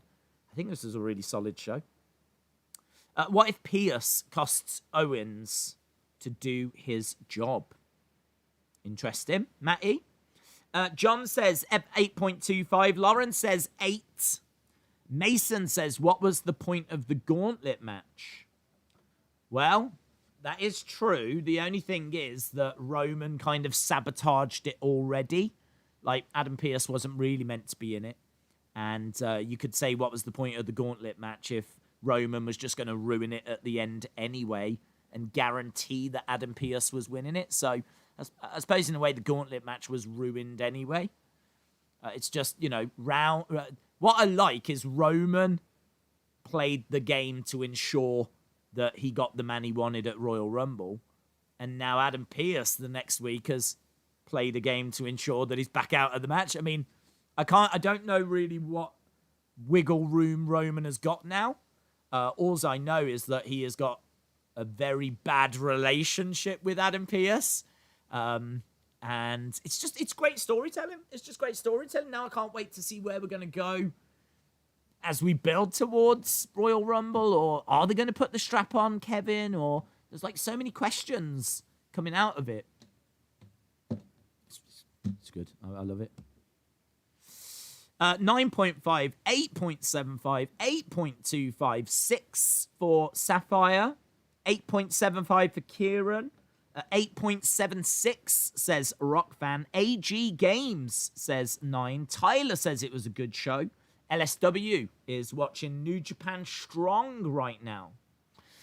Nandu says 8.5, Martin says 7. Trenton, shout out to you. Elijah, 7.25. Wrestling Days fan with an 8.25. Corbin made it a 10, says William Hensey. Conlon says 8.85. Nate with 8.75. Matt, shout out to you. Anthony said, I was expecting Burn It Down to play. Febin says, rumor is that Randy will face Fiend in a gimmick match at the Rumble. How do you think they'll remove Randy from the Rumble? Well, I mean, you could just have Fiend issue a challenge. Fiend then does whatever to Randy. Randy's then not able to compete, and so there's a replacement. You know, it could be that, you know, number 30 is known that it's going to be Randy, but Randy's too badly beaten up, and they say, right, well, we've had news that Randy won't be number 30, so we don't know who number 30 is, and that's how you bring in Jay White, or you probably more likely bring back Edge, or something like that. So I think you could go that way. There's lots of different ways you could do it. Lots of 8s, lots of 9s, lots of 7s. This seems to be a universally appreciated show. I'm going to go with 7 point... I'll go 7.75. I was 7.75 at the halfway point. I think the second half wasn't quite as good, but still up there, still in the 7s. But maybe not 7.75. But that ending, loved it, man. I loved Adam Pearce playing Roman. We've seen Roman getting a lot his own way, controlling Jey Uso, intimidating Adam Pearce. Didn't know what we were going to get at the end. And so for it to twist like that, even though Kevin Owens might not be the person everyone wanted, I think we can all agree that he's good person to bring in, a logical person to bring in, and should be a great match. And all of a sudden now, Roman, you know, was up in the ante. He was meant to just have a normal match with Adam Pearce, but he was like, you know, he wanted last man standing, and now Adam Pearce has found a way out, and now it's going to be Kevin. I mean, all this time I was like, why is he giving him the chair? Why is he signing the contract so quick? Is he being intimidated? I don't understand. Why is he being pushed over so easily? And it was all a game. It was all building up to that moment. So got to give him credit for that payoff. Thought it was done really well. Damn Pierce's microphone, says Butterspark. I know. I think it was a 7.75 as well, says Austin. It's crazy, Austin, how you and me always think the same scores. That's madness. KO as filler. Kevin Owens is filler, then how is a title run supposed to continue? I don't know who... I don't know that Kevin Owens is filler. They could definitely put the title on him, but... I must admit, I don't want them to. I am really enjoying this Roman Reigns reign. So, I mean, surely Roman's going to go into Mania as champ. Surely. You see, that's part of the problem, isn't it? Is like, I kind of think that Roman is surely going to be champion at WrestleMania. So, Kevin can't win at Rumble. Unless Roman wins it back at WrestleMania and we get Roman Kevin, but I haven't heard that as a rumor. Don't know. I would absolutely love Owens to win. Reigns enters the Rumble at 30 and then wins it back at Mania, says Liam. Eric calling Austin a creep, which You love to see. Wrestling Days fan doing the same as well. What SmackDown was you watching? That one. It's a good one. Now that they wasted 2 minutes of pointless hype for that brief moment, possibly being the return of a superstar, I want Roman to face a returning superstar at Mania. William said, I loved the community, and tonight I was honestly able to relax and enjoy the show and people's comments. We've got a great thing here, and that is the best defense against any pandemic. Face turn by William Hensey. William Hensey turns face just when you thought you'd seen it all. Monica said it's Freaky Friday. It must be. Look at this. We've got a William Hensey face turn. Scenes. Shinsuke should get a title shot. Oh, I'm sure he will. But maybe they just feel it's a little bit too soon. In fairness, Shinsuke might have made a bit more sense, because he was the person that really should have won that gauntlet match. So, justice for Shinsuke. Wrestling Days fan, shout out for you. Imagine if they added CM Punk instead of Kevin Owens. I don't know. Without fans, I kind of think that would have been if you're going to bring Punk back, it's going to cost you a lot of money. And you're going to surely want fans in attendance. I mean, the fact that they want fans at Mania makes me hopeful they've got some big stuff planned. I always saw William as a tweener. Imagine if it was Seth, says Shay. That would have been cool. William says, wait, was I a heel? Yeah. Of course she was a heel. You always talk randomness that no one understands. And it could be heel stuff. We don't know. We can't decode your messages. So I think you've always been the friendly face of the heel community. But, well, not now. Now you're face. It was a face turn. Zycamy says, Monica, Shinsuke got cheated out of it. But maybe they do Shinsuke Roman at Mania. Monica says, give me a cool nickname. Guys, have you got a cool nickname for Monica? She wants a cool nickname. I believe it's going to be Daniel Bryan versus Roman at Mania, so KO is just filler. Well, I don't know if filler is the right word. But, yeah, I could see Roman winning, let's put it that way. Killer King, that's too cool, John. You need to definitely bring it down into, like, nerdy territory. WWE missed it again, so they could have Brock or Punk. Well, I mean, like, Punk isn't, and Punk's not signed, or there's no rumors that he's signing. And if you bring in Punk in, you're not going to do it on a random SmackDown. It's going to be a big moment. Like, you're going to need fans. So, I can't say it's a problem that it wasn't Punk.